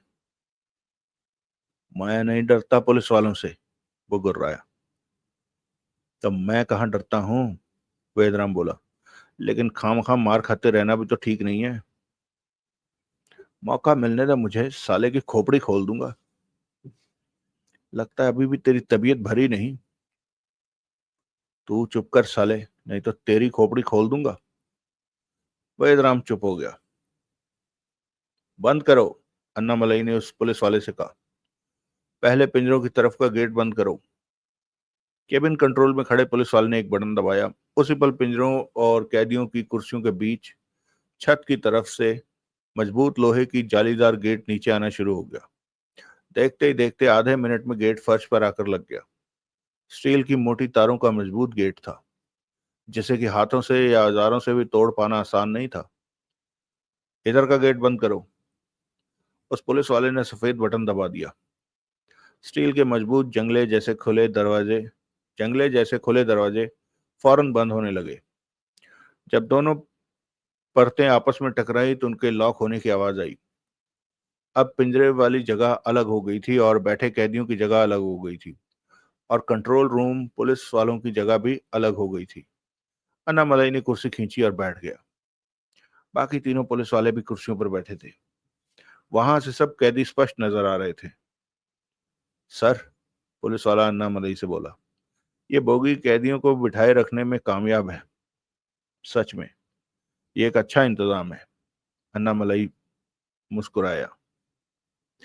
कैदी आजाद भी हो जाएं तब भी ये यहाँ से फरार नहीं हो सकते। हम निश्चित रह सकते हैं कि ये आजाद भी नहीं हो पाएंगे। मेरे ख्याल में अब चाय पी जाए। हाँ सर, एक उठता हुआ बोला। मैं बनाता हूँ। वो किचन की तरफ बढ़ गया। सर, इन्हें बाथरूम ले जाना है और पानी भी पिलाना है, एक पुलिस वाला बोला। इनकी ज्यादा सेवा मत करो, वरना इस सिर पर चढ़ जाएंगे और हमें चैन से नहीं रहने देंगे। 20 बार कहें तब इनकी एक बात मानो। इनकी देखभाल करने की अपेक्षा हमें इन पर नजर रखनी है। जी। वैसे चाय पीने के बाद 10-10 मिनट इनकी सेवा करेंगे। तभी ट्रेन ने सीटी दी और उसकी रफ्तार कम होने लगी।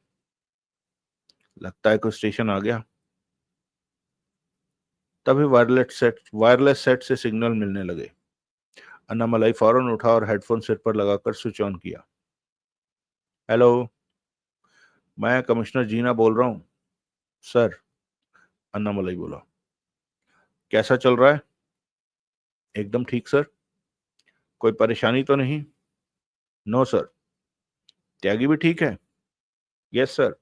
आप किसी बात की फिक्र ना करें। गुड। बंद करता हूँ। अन्नामलाई ने हेडफोन सिर से उतारा और कुर्सी पर आ बैठा। ट्रेन रुक चुकी थी। दरवाजे के शीशे की खिड़की से अन्नामलाई को प्लेटफॉर्म दिखा। 1-1.5 मिनट का ही स्टॉप था। कुछ देर बाद ट्रेन ने सीटी दी और रिंग पड़ी। पुलिस वाला चाय बना लाया। सबको चाय के गिलास थमाए और खुद भी लेकर बैठ गया। धीरे धीरे ट्रेन रफ्तार पकड़ती जा रही थी। अगला दृश्य। कैदी बैठे हुए आपस में बातें कर रहे थे। शोर उठ रहा था। माले के साथ बैठे कैदी ने धीमे स्वर में माले से पूछा, जो ट्यूब तूने कपड़ों के बीच छिपा रखी है, जिसे मुंह से निकाला था, वो क्या है? दवा? विस्की है। उल्लू के पट्टे, वो यहां से फरारी की दवा है। फरारी की दवा? उसने अजीब से स्वर में कहा। हाँ, हिम्मत का सिरप लगाकर उस दवा को इस्तेमाल किया जाएगा तो फरारी का रास्ता खुल जाएगा। यहां से फरारी? हाँ। दिमाग खराब है तेरा। कितना पक्का इंतजाम है? यहां से फरार नहीं हुआ जा सकता। इतना ही कड़ा हौसला है इतना ही कड़ा हौसला है तेरा तो जेल से भाग कर दिखाता। यहां से तो भागा ही नहीं जा सकता। तूने कभी तमाशा देखा है? बहुत बार। मैं तेरे को ऐसा तमाशा दिखाऊंगा जो तुझे कभी नहीं भूलेगा। नाच करेगा क्या? नाच? नचाऊंगा। किसे? ये मत पूछ। तू सिर्फ तमाशा देखता। दिखा। इंतजार किसका करता है? इशारे का। किसके इशारे का? गुरु के इशारे का। वो मुझे इशारा देगा तो। तभी चिड़िया की आवाज वहां गूंजी। उसी पल माले ने बिल्ली की आवाज धीमे धीमे निकाली और जहरीले स्वर में बोला, ले, मिल गया इशारा। अब तमाशा देख। कहते हुए माले ने यूं ही पीछे देखा।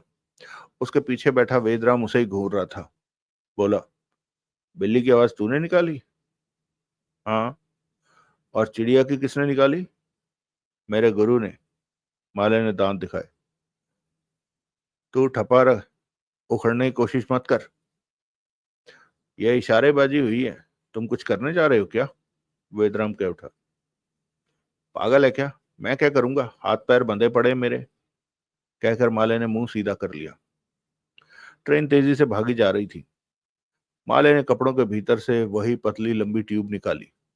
साथ में बैठा कैदी उसे ही देख रहा था। क्या करेगा, मुझे भी तो बता। सब पता चल जाएगा। उस ट्यूब के साथ माचिस की एक तीली बंधी हुई थी। माले ने वो तीली अलग की। फिर दांतों से उस लंबी ट्यूब का कोना तोड़ा और उसमें भरे पेट्रोल को बगल में बैठे कैदी पर डाल दिया। ये क्या करता है? वो हड़बड़ाया। गलती हो गई। माले मुस्कुराया। कुछ बूंदें उस कैदी के सिर पर भी पड़ी थी, हाथों, छाती और टांगे पर भी। पेट्रोल की स्मेल वहां फैल गई। माले ने उसी पल फुर्ती से हथकड़ी में जकड़े दोनों हाथों की उंगलियों में तीली पकड़ी और नीचे झुकते हुए फर्श से तीली रगड़ी तो वो एकदम जल पड़ी। माले ने जलती तीली बगल में बैठे कैदी की तरफ उछाल दी और उसी पल पड़े उस पर पड़े पेट्रोल ने आग पकड़ ली। वो कैदी भभक से जल उठा। ये क्या कर दिया? कैदी चीखा और खड़े होते हुए चीखा। आग, आग! उसके हाथों, टांगों, छाती और सिर पर आग जल रही थी। लपटें ऊपर को जा रही थी। ये देखकर दूसरे कैदी भी चीखे। आग, आग! माले भी खड़ा होकर चीखने लगा। वैदराम हथकड़ी में जकड़ा फौरन उठा और गुस्से से माले से बोला, ये सब तूने किया है। चुप कर भूतनी के। माले ने खतरनाक स्वर में कहा। राम रतन चौबे ने वेदराम को पीछे से पकड़कर खींचा और वापस बिठाकर बोला, जिसने भी किया हो तू चुप रह। वेदराम किटकिटा कर रह गया। वो कैदी जल रहा था, चीख रहा था। धड़कनें बढ़ा देने वाला नजारा था। गेट के उस पर बैठे अन्ना मलाई और बाकी 3 पुलिस वालों ने यह दृश्य देखा तो वो चौंके। चाय पीनी उसी वक्त भूल गए। अन्ना मलाई ने फौरन दरवाजा खोला और भीतर की तरफ दौड़ पड़ा। 2 और पुलिस वाले दौड़े। एक वहीं खड़ा रहा। सब आग आग चिल्ला रहे थे। अन्ना मलाई जो ही जलते कैदी के पास पहुंचा, माले ने हथकड़ियों में जकड़ी बाह पीछे से उसके गले में डाली और उसे पीछे खींच लिया। अन्ना मलाई तड़प उठा। यह देखकर बाकी दोनों पुलिस वाले माले की तरफ झपटे। माले ने एक के पेट में जोरदार लात मारी। वो पेट को पकड़कर दोहरा हो गया। दूसरा झपट पड़ा। उधर अन्ना मलाई खुद को बचाने की पूरी चेष्टा कर रहा था। हथकड़ी की छोटी सी जंजीर उसके गले में पर दब रही थी। वो पुलिस वाला माले की बाह को अन्ना मलाई की गर्दन से निकालने का प्रयास कर रहा था। तभी माले गला फाड़ कर चीख पड़ा, तुम सब क्या देख रहे हो? पकड़ो इन्हें, यह हमारी आजादी की लड़ाई है। माले के शब्दों पर जोरदार हलचल हुई वहां। तभी त्यागी का ऊंचा स्वर सुनाई दिया, किसी पुलिस वाले को मत छोड़ना, पकड़ो, मारो इन्हें। उसी पल जोरावर सिंह अपनी कुर्सी से उठा और आगे बढ़कर माले के साथ चिपके पुलिस वाले को पीछे से खींचा और जोर से धक्का दिया। वो नीचे जा गिरा। उठा तो पास में लाहौरी को खड़े पाया। लाहौरी ने घूंसों से उस पुलिस वाले को मारना शुरू किया। तभी राम रतन चौबे उठकर पास आया। सब कैदी हक्के बक्के से देख रहे थे। तुम इसे संभालो, माले ने राम रतन चौबे से कहा। मैं उसे देखता हूं जो कंट्रोल रूम के पास है। जल्दी करो नहीं तो वो गेट बंद कर देगा। राम रतन चौबे अन्नामलई को थामता कह उठा। वेदराम होंठ भींचे ये सब देख रहा था। वेदराम का ख्याल था कि सारी स्थिति संभल जाएगी, पुलिस वाले ठीक कर देंगे। जोरावर सिंह, लाहौरी और राम रतन चौबे अन्नामलई और दोनों पुलिस वालों को घेर कर पीटे जा रहे थे। उन्हें बच पाने का जरा भी मौका न मिल रहा था। माले भागकर कंट्रोल रूम में पहुंचा। वहां पुलिस वाला झुका हुआ लोहे की छोटी सी अटैची में से रिवॉल्वर निकाल रहा था। माले ने उसके कूलों पर जोरों की ठोकर मारी। वह पुलिस वाला गोली की तरह आगे को गिरा और उसका सिर दीवार से जा टकराया। वो चीखा। हाथ में दबी रिवॉल्वर पास ही कहीं गिर गई।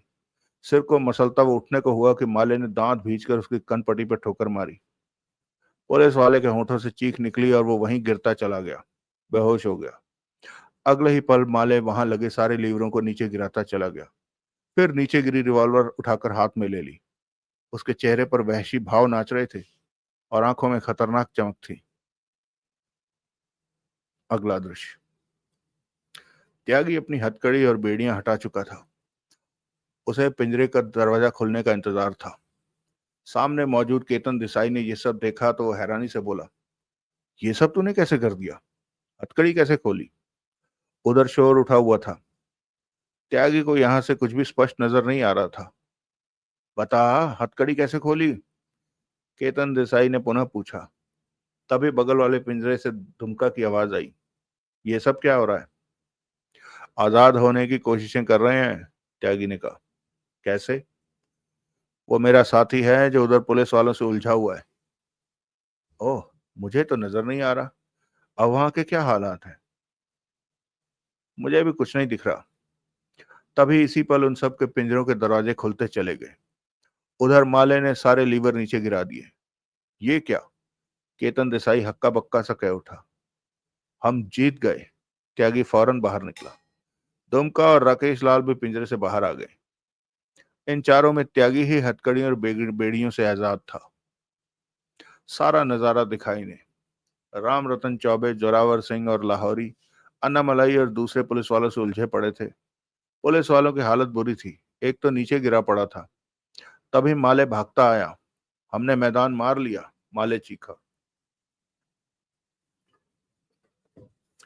परंतु बीच में जंगले वाला दरवाजा था। इसे भी खोल, त्यागी ने बेसब्री से कहा। ओह, भूल गया, देखता हूं कहां से खुलता है, कहकर माले वापस दौड़ा। दुमका त्यागी के पास पहुंचकर खुशी से कह उठा। तुमने तो कमाल कर दिया। मैं कमाल ही करता हूं, त्यागी मुस्कुराया। ये प्लानिंग तुम्हारी थी? हाँ, जीनियस हो तुम।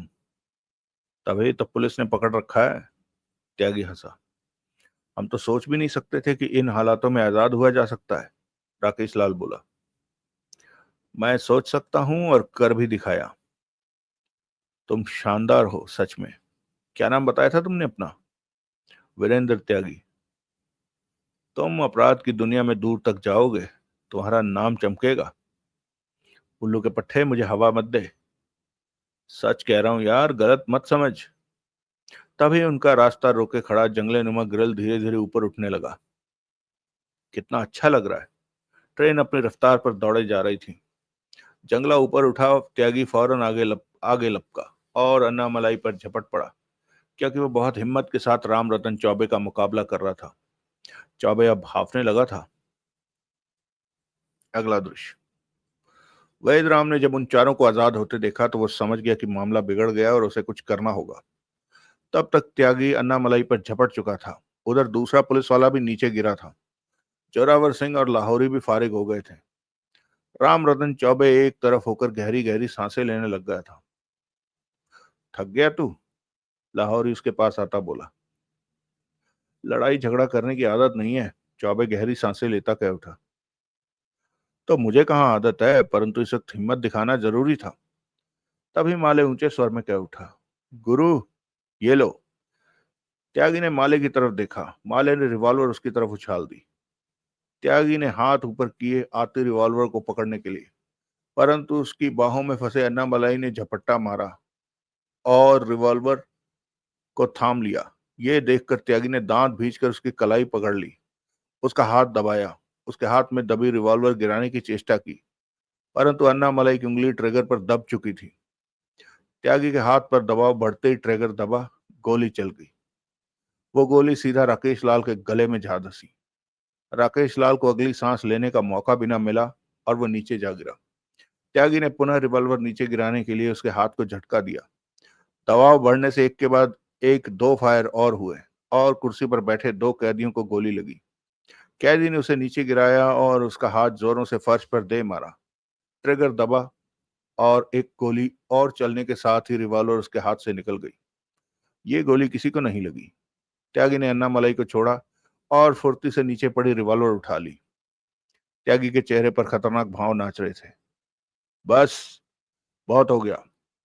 त्यागी ने रिवॉल्वर अन्नामलाई की तरफ की। खबरदार। तभी वेदराम की आवाज गूंजी। सबकी निगाह वेदराम की तरफ गई। वो कुर्सी से खड़ा हुआ। उसके हथकड़ी जकड़े दोनों हाथों में रिवॉल्वर दबी थी। त्यागी की आंखें सिकुड़ी। कोई अपनी जगह से नहीं हिलेगा और तुम रिवॉल्वर नीचे गिरा दो। तुम्हारे पास रिवॉल्वर कहां से आई? त्यागी अजीब स्वर में बोला। मैं कैदी नहीं हूं, पुलिस वाला हूं। पुलिस वाला? इंस्पेक्टर वेदराम, रिवॉल्वर फेंको। मैं ऐसे ही हालातों के लिए तुम लोगों के बीच में था। त्यागी के चेहरे पर खतरनाक भाव थे। तो तुम पुलिस वाले हो? रिवॉल्वर फेंको वरना मैं तुम्हें शूट कर दूंगा। चंद पलों के लिए वहां सन्नाटा ठहरा। आखिरी बार कह रहा हूं, रिवॉल्वर गिरा दो वरना मैं गोली चलाने जा रहा हूं। वेदराम कठोर स्वर में कह उठा। ये मुसीबत कहां से आ गई? लाहौरी बड़बड़ा उठा। तभी पीछे वाली सीट पर बैठे एक कैदी ने वेदराम को जोरों से धक्का दिया। वेदराम खुद को संभाल न सका और आगे वाली कुर्सी से जा टकराया। इतना वक्त त्यागी के लिए बहुत था। उसने एक साथ दो गोलियां चला दी। एक वेदराम के सिर में लगी, दूसरी कंधे में। वेदराम वहीं का वहीं गिरा रह गया। यह देखकर नीचे पड़ा अन्नामलाई फुर्ती से उठा और त्यागी पर झपटना चाहा। त्यागी ने उसके पेट से रिवॉल्वर की नाल लगाकर ट्रिगर दबा दी। अन्नामलाई को पीड़ा से भरा झटका लगा और वो दोनों हाथों से पेट थामे नीचे गिरता चला गया।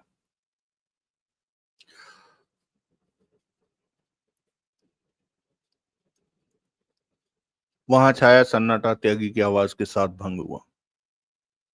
अब हम आजाद हैं। गुरु जिंदाबाद। माले ने चीख कर कहा और त्यागी से आ लिपटा। त्यागी मुस्कुराया। लाहौरी ने जोरावर सिंह से कहा, क्या हम आजाद हैं? अभी तो हैं, आगे का पता नहीं। जोरावर सिंह मुस्कुराकर बोला। माले, त्यागी बोला, पुलिस वालों को चेक कर। माले ने नीचे पड़े पुलिस वाले को चेक किया। इनमें से एक तो मरा पड़ा है, दूसरा बेहोश है। बेहोश के हाथ पांव बांध दे और लाशों को एक तरफ लगा दो।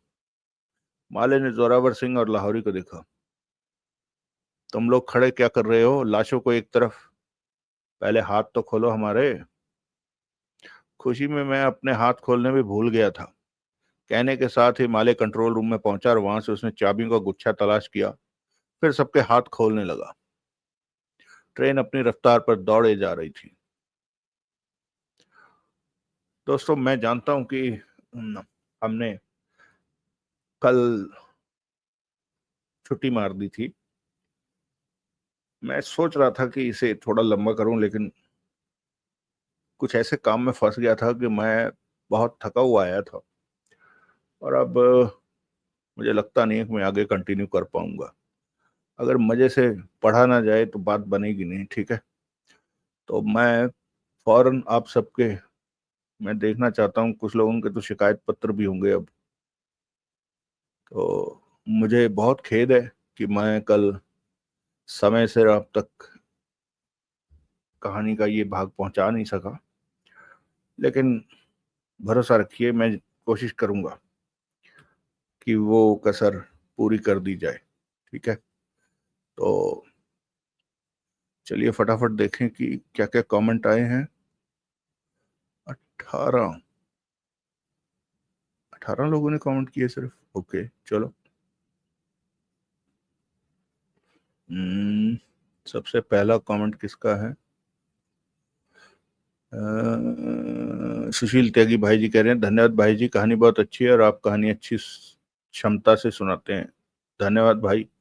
नजर ही लग गई, मुझे लग रहा है क्षमता निकल गई। खैर धन्यवाद। सॉरी, बुरा मत मानना, आपको कुछ नहीं कहा।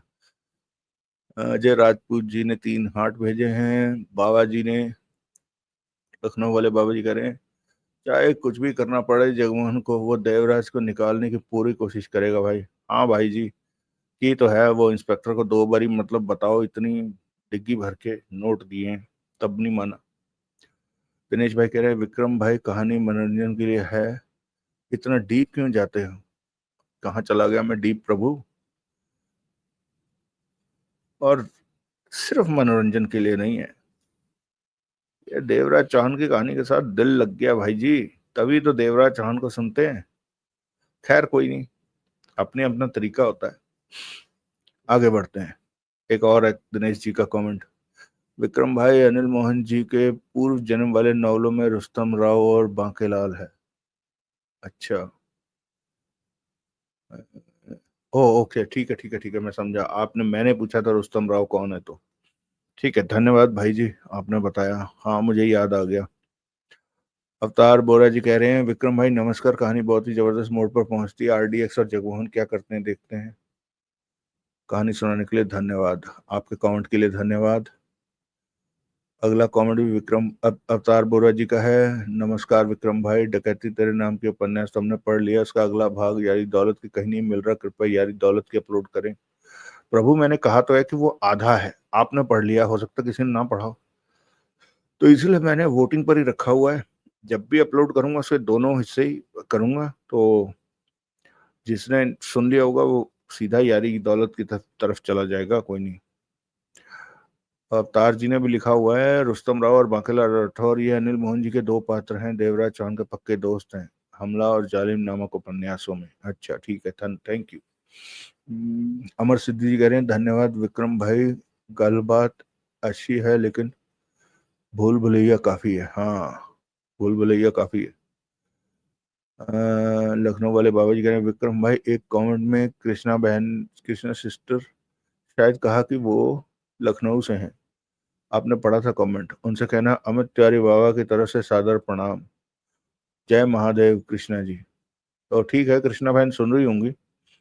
आप भी लखनऊ के हैं, कृष्णा बहन भी लखनऊ के हैं, तो कृष्णा बहन आपने सुन ही लिया होगा। लखनऊ वाले बाबा जी कह रहे हैं कि आपको बता दूं कि वो भी लखनऊ से ही हैं।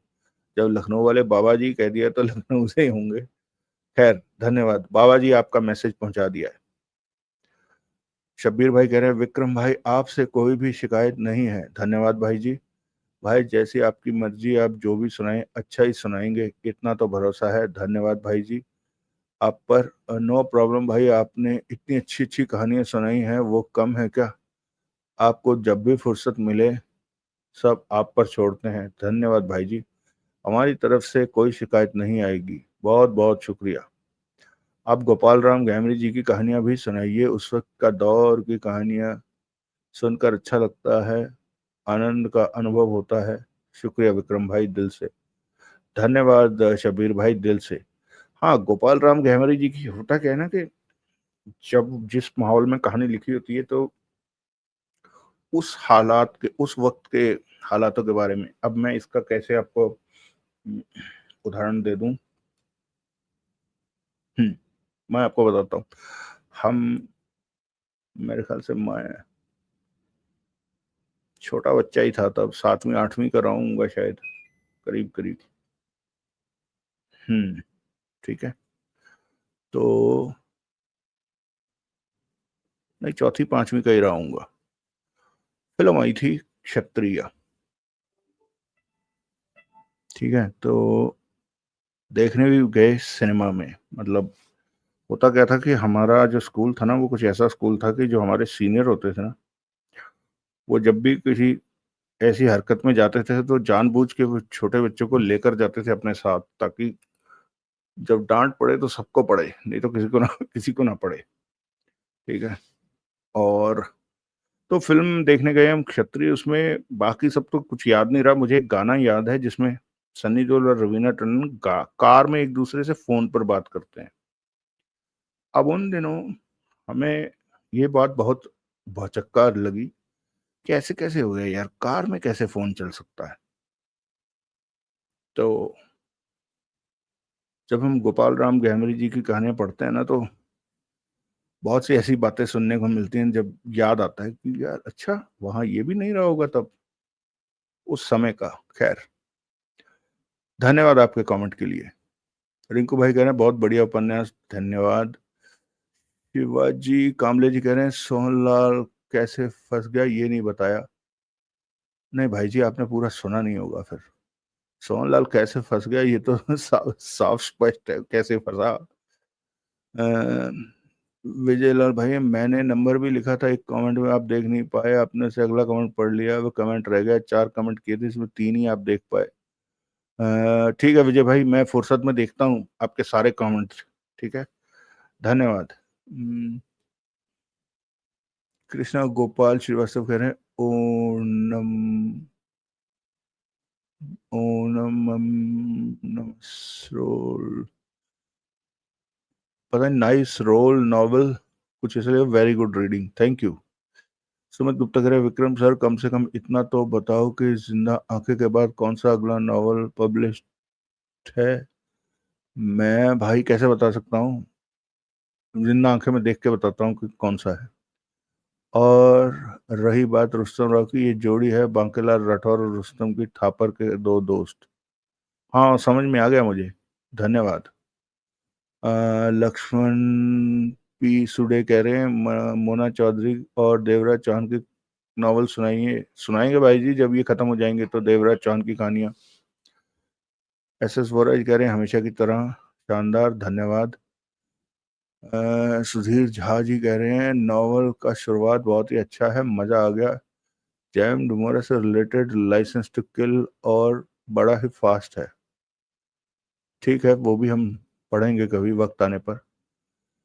फाइनली फाइनल में वर्षा से मैच बाधित हो गया, कहाँ?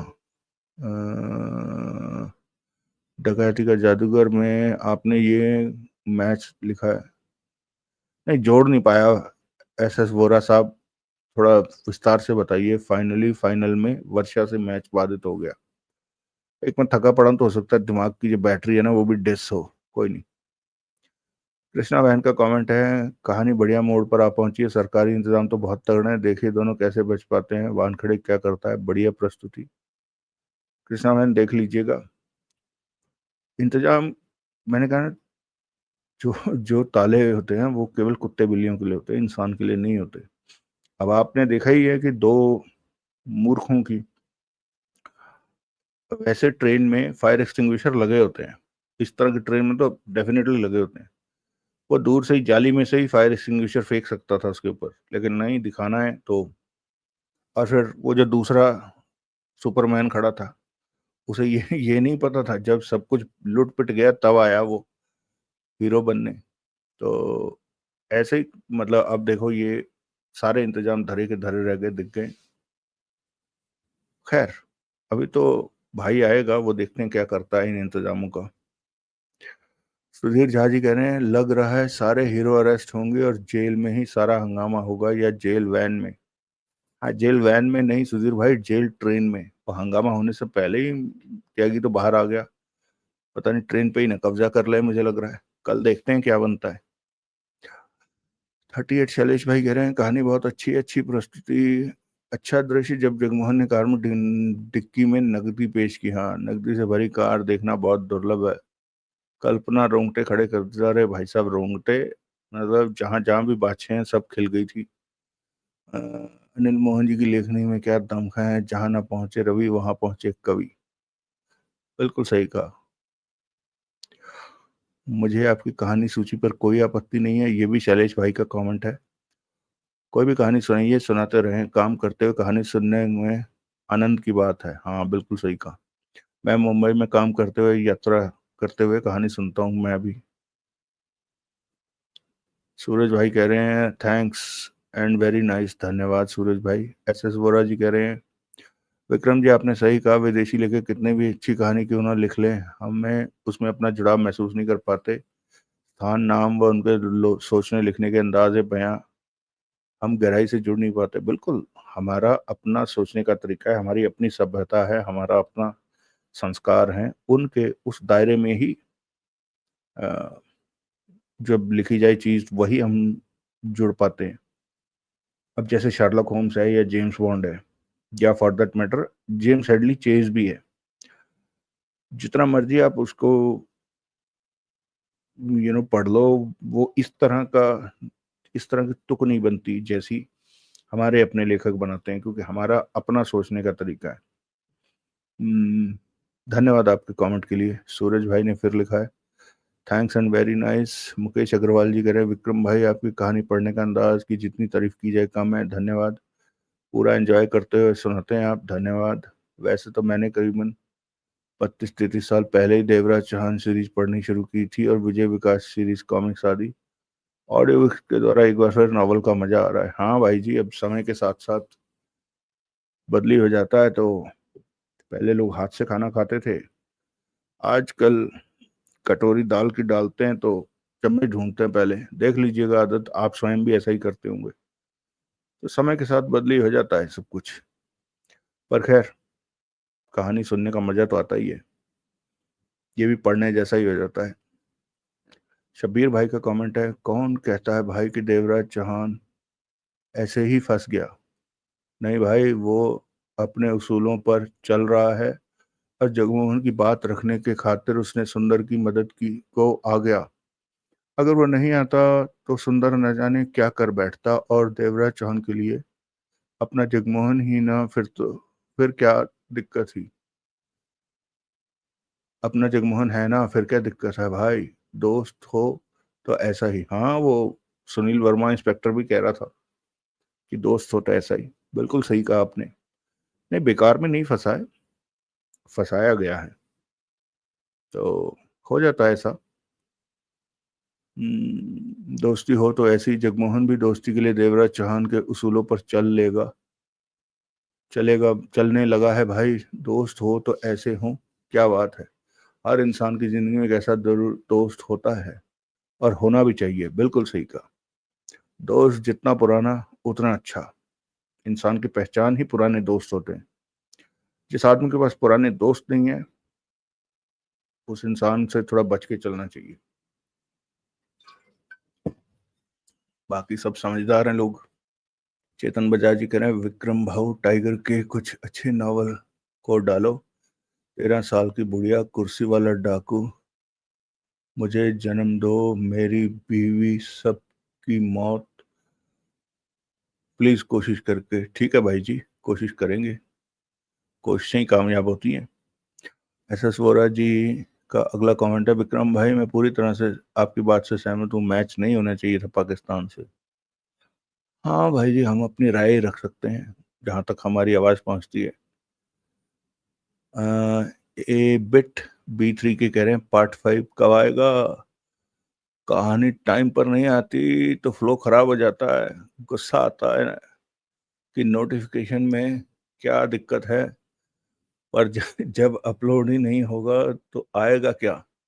अगर कभी अपलोड ना हो कोई पार्ट टाइम पर तो बता दें सुबह अपलोड टाइम से पहले ही, जिससे ढूंढना ना पड़े। ठीक है भाई जी, मुझे लगा नहीं था कि मैं मिस कर जाऊंगा, लेकिन हो गया। आगे से मैं नोटिफिकेशन डाल दूंगा। धन्यवाद। टेम्पल जी कह रहे हैं बहुत बढ़िया विक्रम जी, लगे रहो, लिख लो चैनल और आप सुपरहिट होने वाले हो। धन्यवाद टेम्पल जी। हम्म, टेम्पल जी, आपका नाम कुछ और था, मैं याद है मुझे, लेकिन शायद मैं गलती कर रहा हूँ, चेक करके ही बोलूंगा। जीवन की भागदौड़ में आपका साथ, क्या बात। धन्यवाद टेम्पल जी। राजेश जी कह रहे हैं very nice, thank you. Swami Goswami ji कह रहे हैं thank you bro, thank you Shivam, sorry Shivam Goswami ji. SS Vora ji कह रहे हैं हमेशा की तरह बेहतरीन स्क्रिप्ट, अनिल मोहन और विक्रम बंधु का दिल से किया गया प्रस्तुतिकरण, धन्यवाद। जय यादव जी कह रहे हैं बहुत बढ़िया, धन्यवाद जी। राजेश प्रजापति जी कह रहे हैं वेद प्रकाश शर्मा जी का नॉवल गेंदा और कत्ले आम अपलोड करो भाई साहब, मैं वेद जी का बहुत बड़ा फैन हूँ। ठीक है भाई जी, हम अभी तो देवराज चौहान की सीरीज कंप्लीट कर रहे हैं सारी, जब हो जाएगी फिर हम वेद प्रकाश शर्मा जी की तरफ भी अवश्य जाएंगे। राजेश प्रजापति जी कह रहे हैं आपकी प्रस्तुति बहुत ही लाजवाब है, to be continued, thank you. Lucknow वाले बाबा जी ने लिखा है भाई आप बुरा मान जाएंगे फिर से, गुरु का 5 नहीं मिला अभी तक, शाम के 8 बज गए, कोई प्रॉब्लम थी तो जैसे मुद्रा राक्षस के लिए कोटेशन डाला था कि लाइट नहीं है वैसे ही डाल दिया करो। हाँ भाई जी, मैं दिक्कत ये थी कि मैं उस वक्त किसी ऐसी जगह पर ही नहीं था कि मैं डाल सकता, अन्यथा जरूर डाल देता, और डाल देता, डलवा देता। आगे से कोशिश करूंगा कि पहले ही बता दूं। मैं समझ सकता हूँ और मुझे खेद है आप सबके इंतजार के लिए, धन्यवाद। सूरज कुमार जी कह रहे हैं thank you very nice, thank you. Harshal Dofre ji कह रहे हैं विक्रम भाई नमस्कार, मैं हर्षल हूँ सोलापुर महाराष्ट्र से। भाई ये मेरा तीसरा या चौथा कमेंट है पर आपने एक बार भी मेरा कमेंट नहीं पढ़ा, ये गलत बात है भाई जी, मैं तो आपका नाम से ही पहचान गया हूँ। मैं आपको कल ये भी बता दूंगा कि आपने कब कौन कौन सी तारीख को वो किया है कमेंट। दिक्कत ये है कि आप सोच रहे होंगे कि मैं लिखूंगा, और मैं लिखना मैंने छोड़ दिया है, और आप कहानी सुनकर उसको छोड़ देते होंगे, उत्तर जहां मैं देता हूँ कमेंट्स के वो पार्ट नहीं सुना होगा, इसलिए आपको पता नहीं लगा होगा।